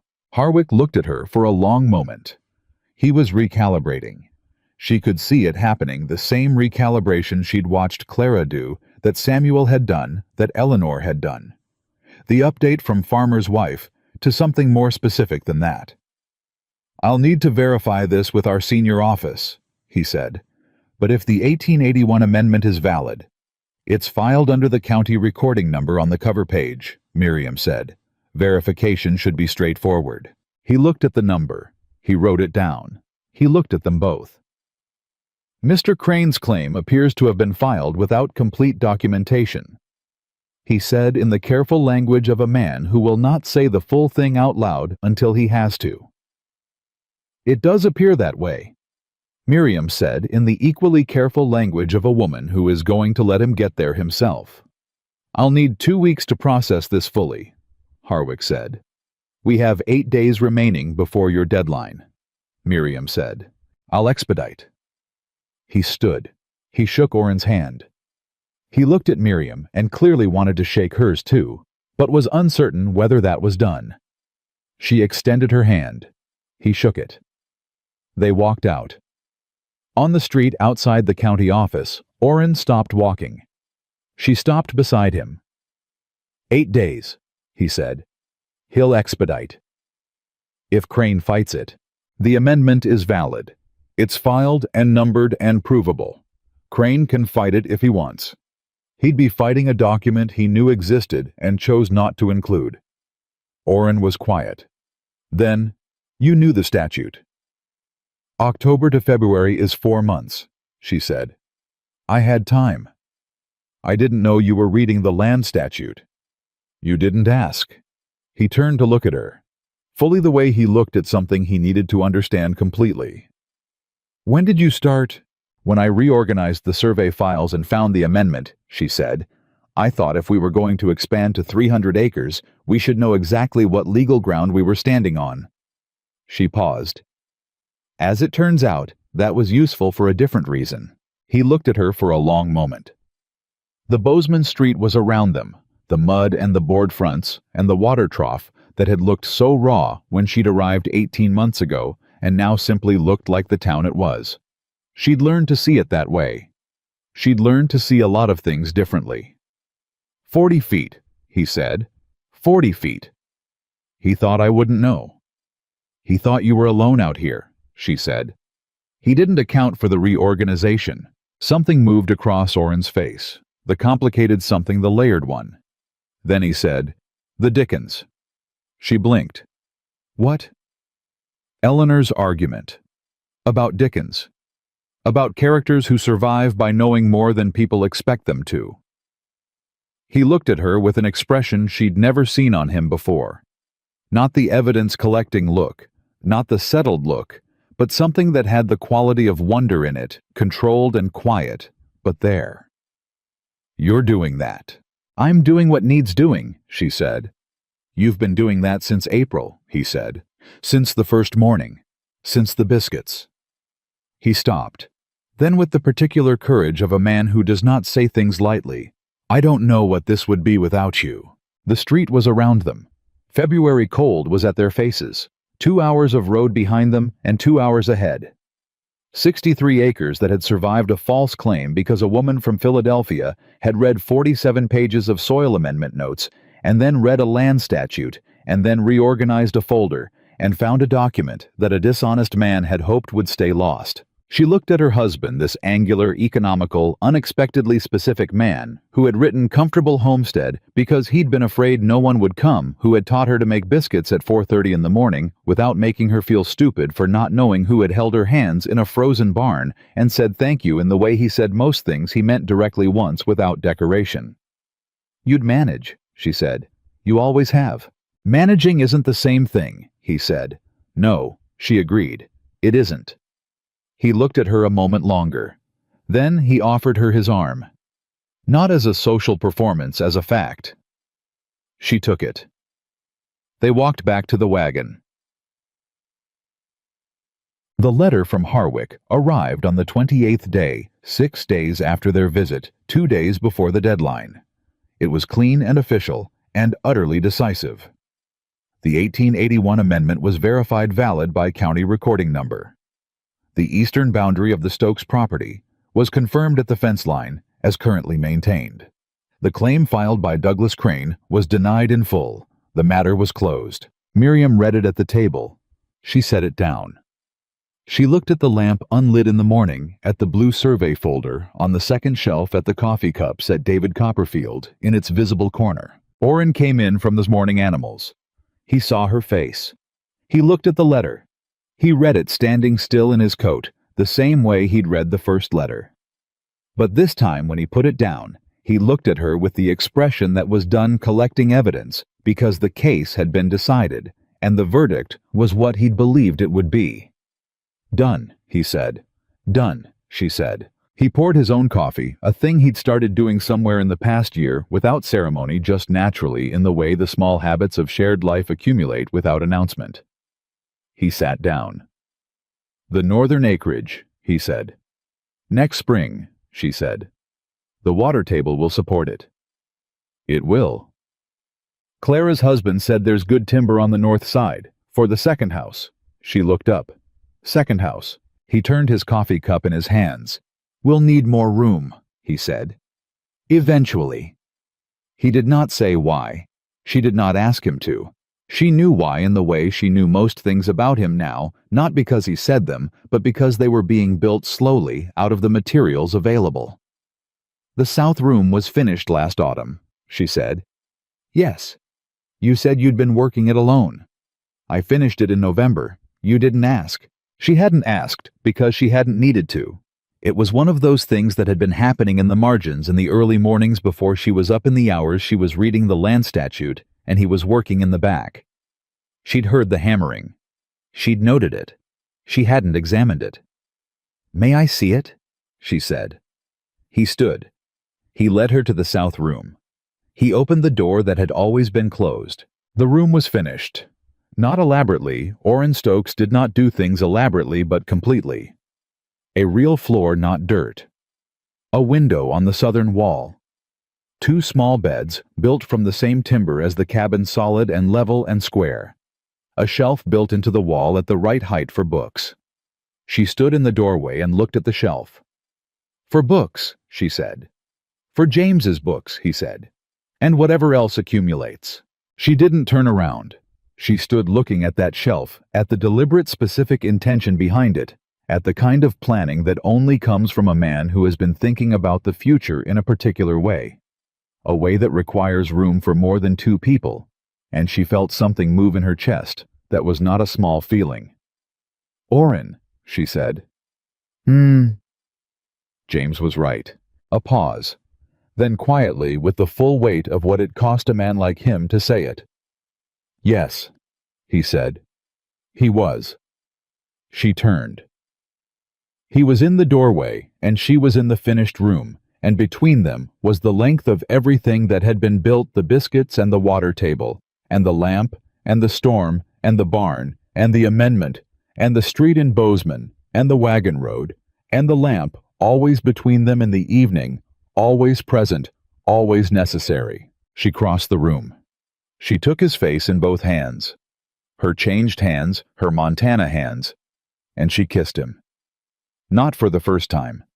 There had been a first time quieter than this on a morning in November that neither of them had announced. But this time, with the full weight of what she meant by it. What she'd always meant. What had been built slowly and honestly and without decoration into the most real thing she had ever been part of. He put his hands over hers. The same gesture as the barn. The same quality a man putting his hands over something that has a different category of value than it used to. Outside, the February land was doing its business. The northern acreage was waiting. The spring was coming the way spring always came out here, not gently, not apologetically, but absolutely as a fact. The lamp would be lit again this evening. It was always lit in the evening. It always would be. The spring came the way Miriam had learned to expect it. Not gently, not with any of the gradual softening she'd once associated with the season in Philadelphia, but in sudden violent bursts of warmth between the last hard freezes, the land deciding in fits and starts that it was done with winter, then changing its mind, then deciding again. She had been in Montana for 18 months now. She knew what spring felt like when it was real versus when it was a false promise, and this one was real. She could feel it in the ground when she walked the eastern field, a give underfoot that wasn't there in February, a loosening the land, releasing something it had been holding tight since October. Orrin felt it too. He was up earlier than usual the morning she noticed it, earlier even than his standard 4:30, and when she came into the main room, he was already at the table with the northern acreage maps spread open and a cup of coffee going cold at his elbow because he'd forgotten it. She poured it out and made him a fresh cup. She set it next to the map. He said without looking up, "The frost line is breaking 2 weeks early." "I know," she said. "I felt it yesterday in the East Field." He looked up at that. "You were in the East Field." "I walk it every Tuesday. I told you in October I was going to track the soil condition through winter." He looked at her with the settled expression, the one that had stopped being surprised by her, and was now simply accounting for her, the way you account for a fixed point you've learned to navigate by. "What did you find?" "The clay content in the southeast corner is higher than the amendment notes suggested. It may affect the root vegetable planting in that section." She sat down. "I think we should move the kitchen garden extension to the western side this year. Less clay, better drainage." He turned back to the map. "How much extension?" "Enough for the additional canning. If the northern acreage comes in the way we've projected, we'll need double the preserving capacity before winter." He moved his pencil on the map. "Here." She looked. 12 feet further north. "You're putting it in the shade of the barn corner." He moved the pencil.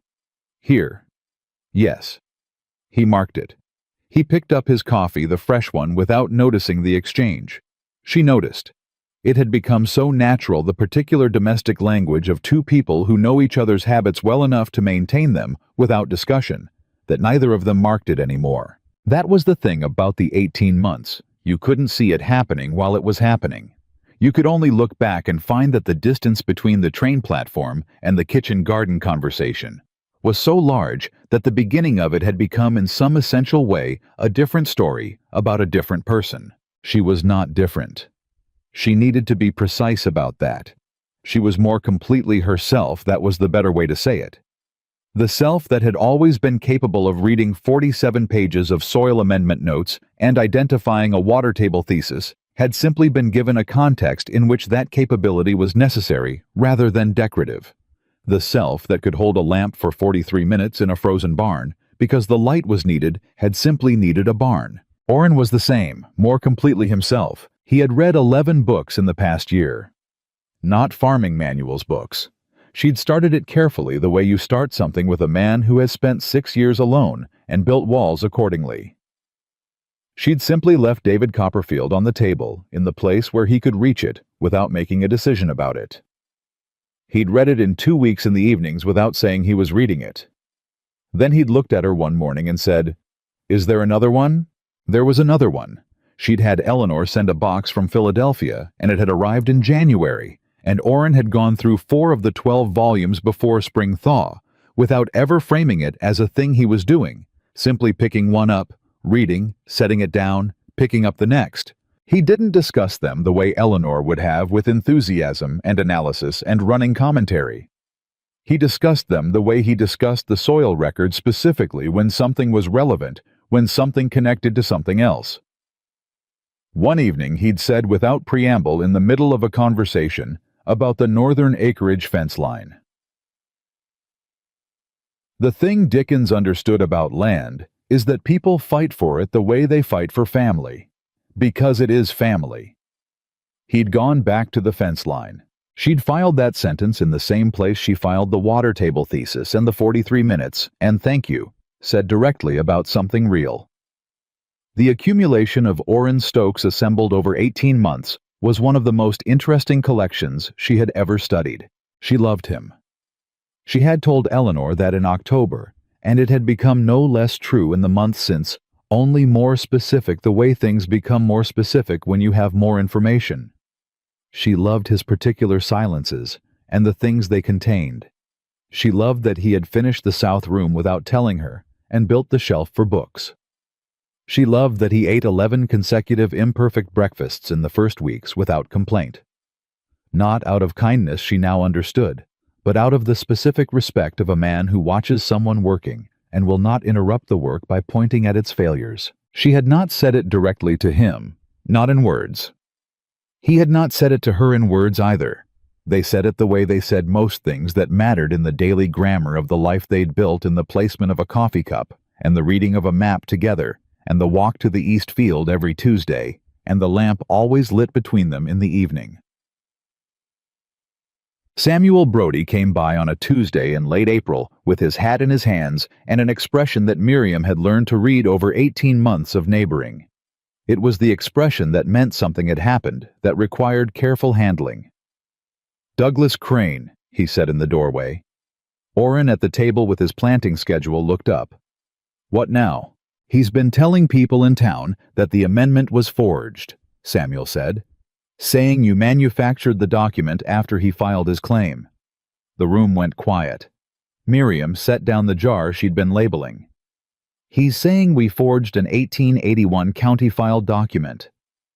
He's saying it at the Bozeman General Store and apparently at the land office, too. He filed a complaint with Harwick last week." Orrin's jaw was set in the way that meant he was containing something large.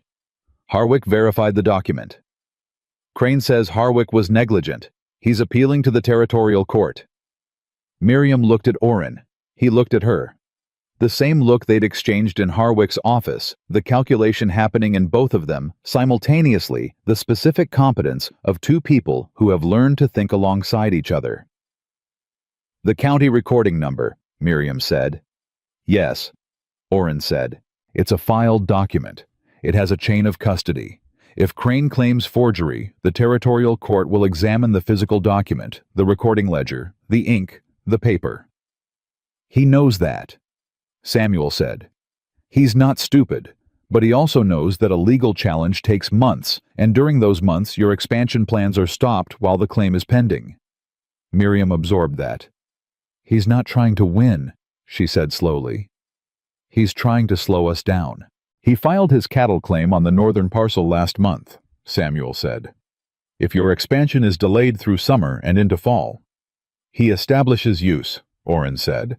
"A summer of cattle on the northern parcel, and he has a secondary claim based on use." "That's what Clara thinks," Samuel said. The room was quiet for a long moment. Miriam was already at the shelf, the blue folder, the amendment, the county map. She had them in her hands before either man had moved. "The territorial court is in Helena," she said. 2 days' ride," Samuel said. "The recording ledger for Gallatin County 1881 amendments would be in Helena," she said. "Not in Bozeman. Crane is banking on the assumption that verifying the ledger against the physical document is too logistically difficult to happen quickly." "Is he wrong?" Samuel said.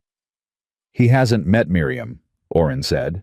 Samuel looked at her. She was already reading the county land statute, her personal copy, the one she'd made from the predecessor's documents, annotated in her own handwriting throughout. She found the section she needed inside of 2 minutes. Territorial court has a 30-day response window on filed land complaints, she said, but the burden of proof for forgery falls on the claimant. Crane has to produce evidence of forgery, not us. We don't have to prove authenticity unless he produces that evidence first. She looked up. He has nothing. He knows the document is real. He's filing the complaint to create delay, not because he believes he can prove forgery. Can you say that in a letter to the court? Samuel said. I can say it in a brief, she said. Both men looked at her. It's a legal filing, she said. It has a format.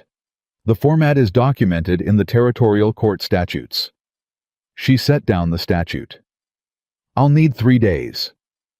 Orrin looked at her with the expression that no longer collected evidence because it had everything it needed. 3 days, he said. Maybe 2.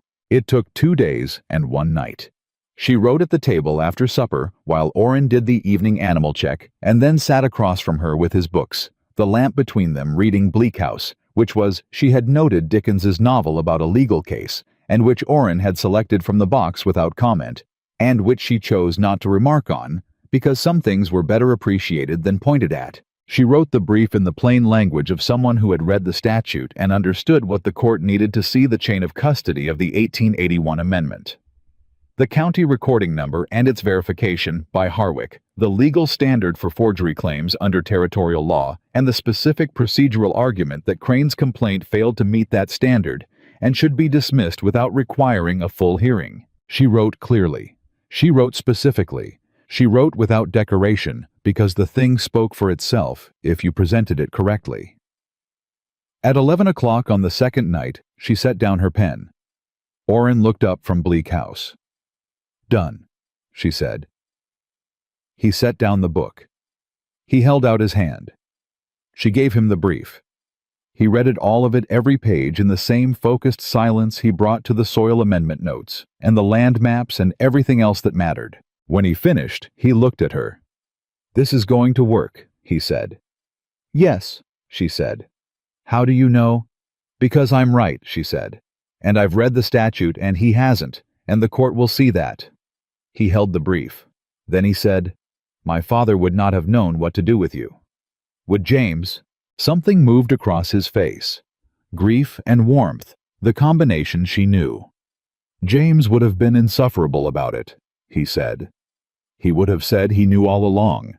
He would have brought it up for the rest of his life. He would have been right, Miriam said. He was always right, Orrin said. It was his worst quality. She laughed. He smiled, the full one. The one that had taken 7 months to appear and was now a year after that simply part of his face when they were alone, and something was genuinely funny, and he wasn't performing stoicism for anyone. She loved his smile. She'd never told him that either. But she thought he knew. The territorial court dismissed Crane's complaint 41 days after Miriam's brief was filed. The response letter referenced almost verbatim the procedural argument she'd made about the burden of proof. Crane had produced no evidence of forgery because there was no evidence, because the document was real, because the recording ledger in Helena matched the physical amendment exactly. Orrin read the letter at the table. He set it down. He looked at Miriam. He'll try something else, he said. Probably, she said. He's not done. He's done with this avenue, she said. He'll look for another one. We'll be ready for it. How? The same way we were ready for this one, she said. I'll keep reading. He looked at her for a moment. Then, Samuel wants to celebrate. He said Clara made the good apple preserve and they want us for supper Saturday. I'll bring the bread, she said. Clara will say yours is better than hers now. It isn't. It is, he said. It has been for 4 months. She told me herself. Miriam stopped. Clara told you her own preserve was worse. She said it to me specifically so I'd tell you, he said. She said you needed to hear it from someone who'd argue with you about it. He paused. She knows you." Miriam was quiet for a moment. Then, because it was true, and she'd been meaning to say it for months, "I love her." "She loves you," he said simply as a fact. "She told Samuel you were the best thing that happened to this county since the railroad." "That's an overstatement." "Clara doesn't overstate," he said. She looked at him across the table. 41 days, 18 months before that. A train platform and 2 lies and a lamp between them every evening, and everything that had accumulated in the space between the lie and the truth. "Oren," she said. He looked at her. She had been thinking about how to say it for a while, not because she couldn't find the words, but because the words had to be right, had to be as specific as they were as honest. They were not people who decorated. They were people who said the exact thing and meant it completely. "I know we don't say things directly," she said. It's not how we do it. And that's fine. It's us." She held his gaze. "But I want to say this directly once, so it's been said." He was very still. "I love you," she said. "Not the arrangement, not the land or the work or the problem solving. You, the specific person who ate 11 imperfect breakfasts and taught me to make biscuits at 4:30 in the morning and built a shelf for books in the south room without telling me." She didn't look away. "I wanted that said out loud in actual words." The lamp was between them. The brief was on the table. Bleak House was at the corner. Outside, the Montana spring was doing its business, enormous and indifferent and entirely unaware. He looked at her for a long moment. Then he reached across the table and put his hand over hers. The same gesture, always the same gesture, the one that meant the category of value had changed and couldn't change back. "I know," he said. "I know you know," she said. "I wanted it said anyway. I know you did." He turned her hand over. He looked at her palm, her Montana palm, her changed hands. "I love you," he said. Not decorated, not elaborated. The exact words said once, meaning everything they were capable of meaning from a man who did not spend words carelessly. She closed her hand over his. "Good," she said. "Now we've said it." "Now we've said it," he agreed. And they went back to the work, because that was who they were. The northern acreage broke ground in May. Oren had 3 hired men for the first week, the hardest clearing, and then it was the 2 of them and Samuel who came 3 days without being asked and refused any payment, saying simply that he'd wanted to see this particular piece of land worked since he'd first laid eyes on it in '81, and he wasn't going to miss it now. Miriam worked alongside them.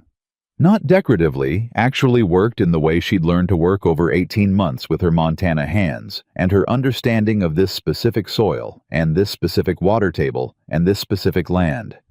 She knew where the clay ran high, and where the drainage was good, and where the ground needed amendment before anything would take.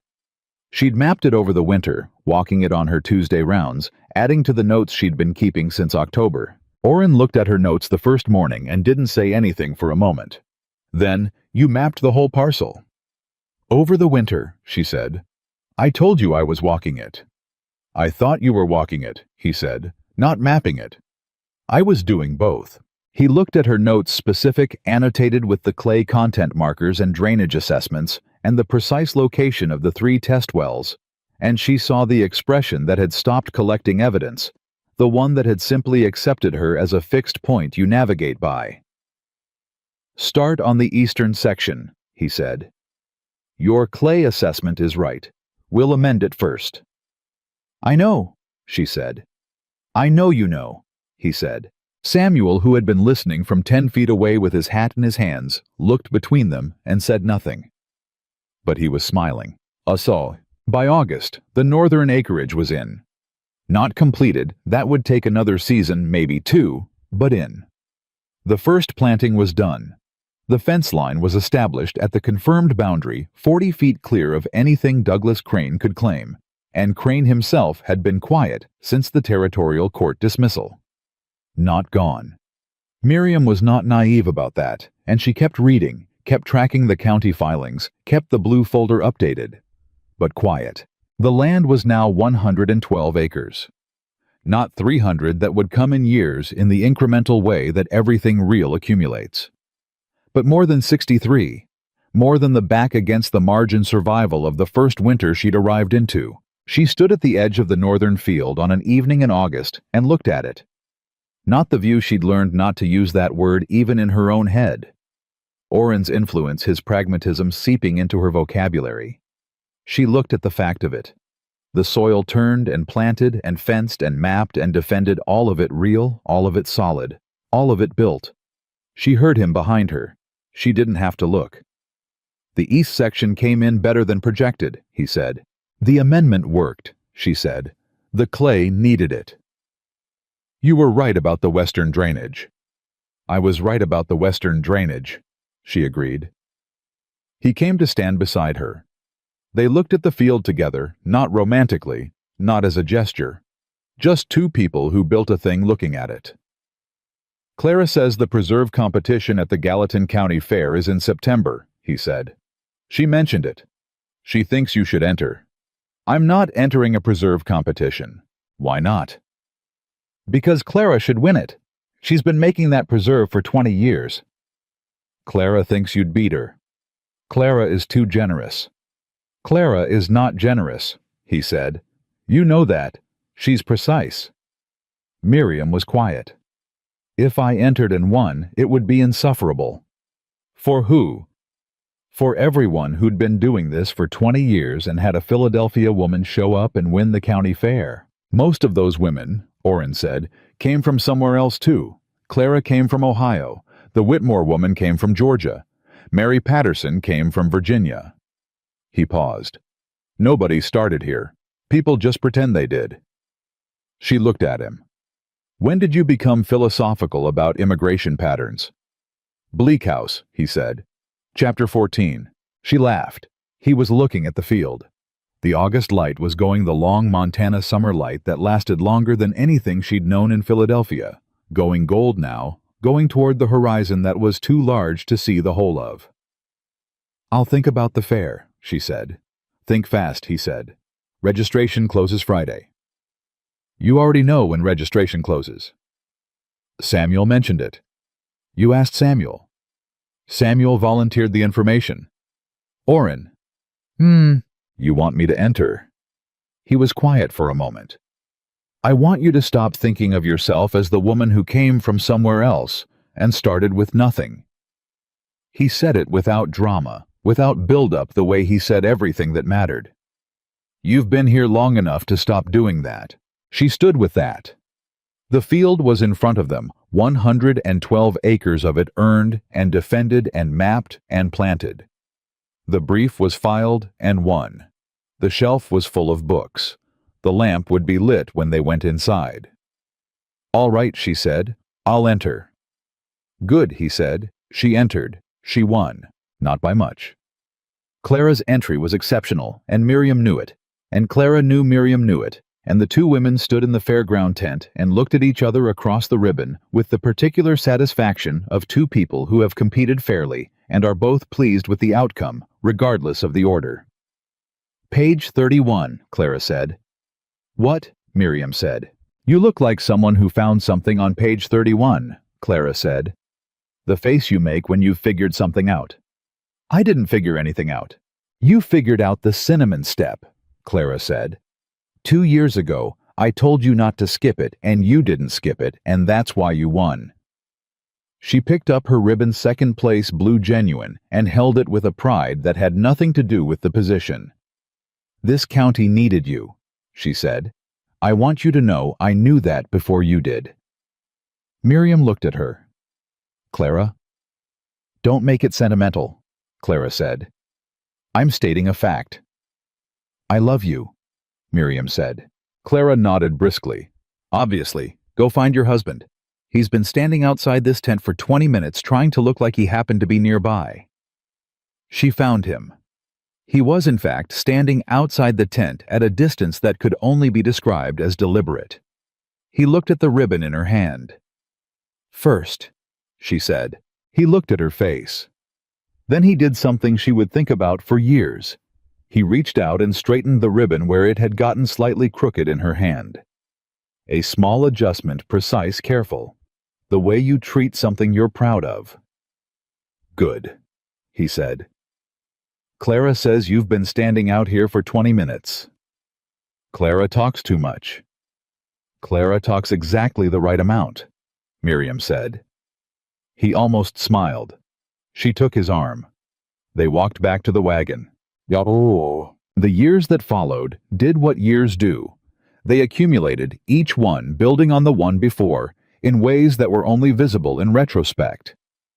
112 acres became 210. 210 became 287. The south room was eventually joined by a proper extension, a real house built over 2 summers with a kitchen that had no drafts and a parlor with a bookshelf that reached the ceiling. They had 2 children.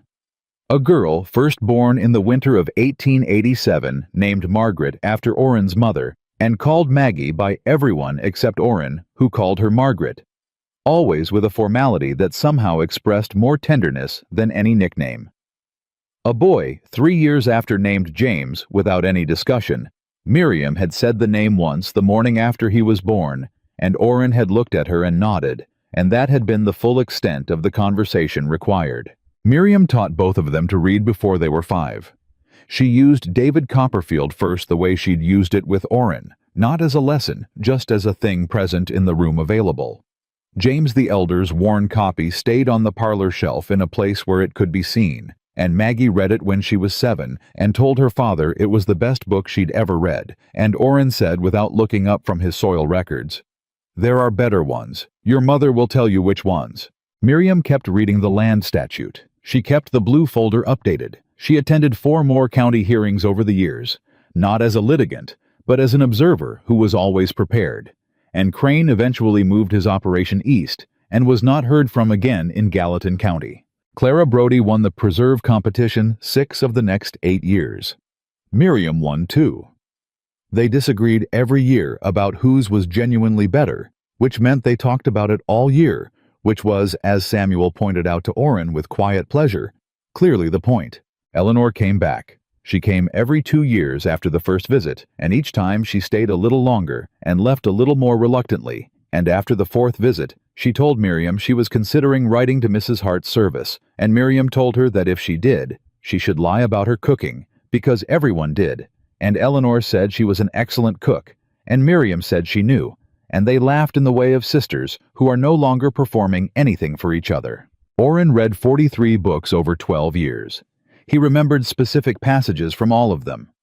He quoted them rarely, but precisely always at the moment they were most relevant in the way he said everything once directly without decoration, meaning it completely. He built Margaret a writing desk when she was 9, with a compartment for papers and a small brass latch that could be locked. He did it in the early mornings, before she was awake, the way he'd built the south room, and she found it on her birthday without warning. She was not a child who cried easily.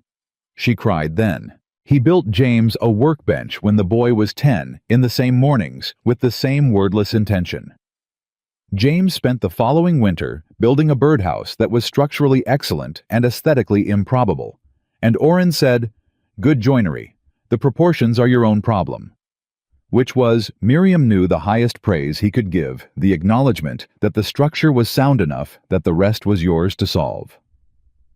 On the morning of their 15th anniversary, April 14th, 1900, Miriam woke before Orrin, which had become unusual.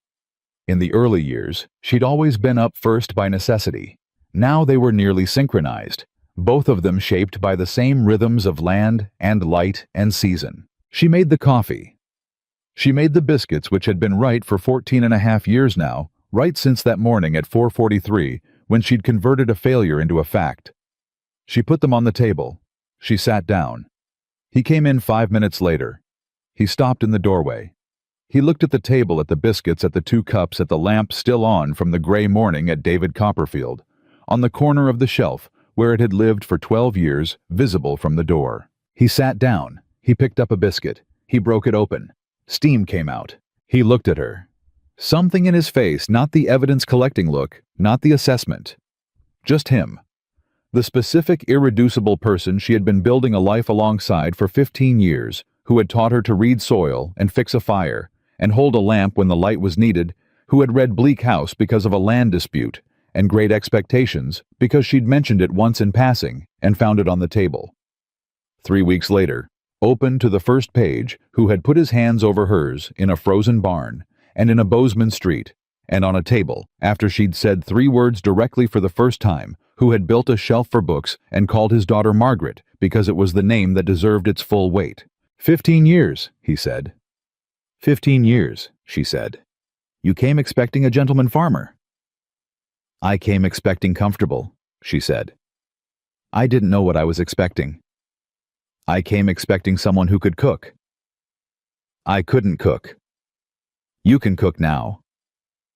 15 years of practice, she said. Anyone would improve. He looked at her. Not anyone, he said. You. She held that. The specific weight of it, the distinction between anyone and you, coming from a man who did not make distinctions carelessly. We were both liars, she said. We were both afraid, he said. Which was what he'd been unable to say at the beginning, and had said at the storm, and had lived every day since in the accumulated grammar of everything they'd built. That's different. Yes, she said, it is. He picked up his coffee. She picked up hers. Outside, the April land was doing what April land does in Montana, the same thing it had done 15 Aprils ago, enormous and indifferent, and entirely itself. The northern field was planted. The south room had been Margaret's room for 8 years, and would be James's when she left for school in the fall. The shelf reached the ceiling and had 43 books, plus the ones Miriam kept adding one at a time, present and available and necessary. The 2 coffee cups were on the table. The lamp was between them. The biscuits were right. She looked at her husband across the table, across 15 years of what they had built, from 2 lies and 1 train platform, and the specific stubbornness of 2 people who had decided separately and then together to become who they needed to be rather than who they'd claimed. They had not found what they ordered.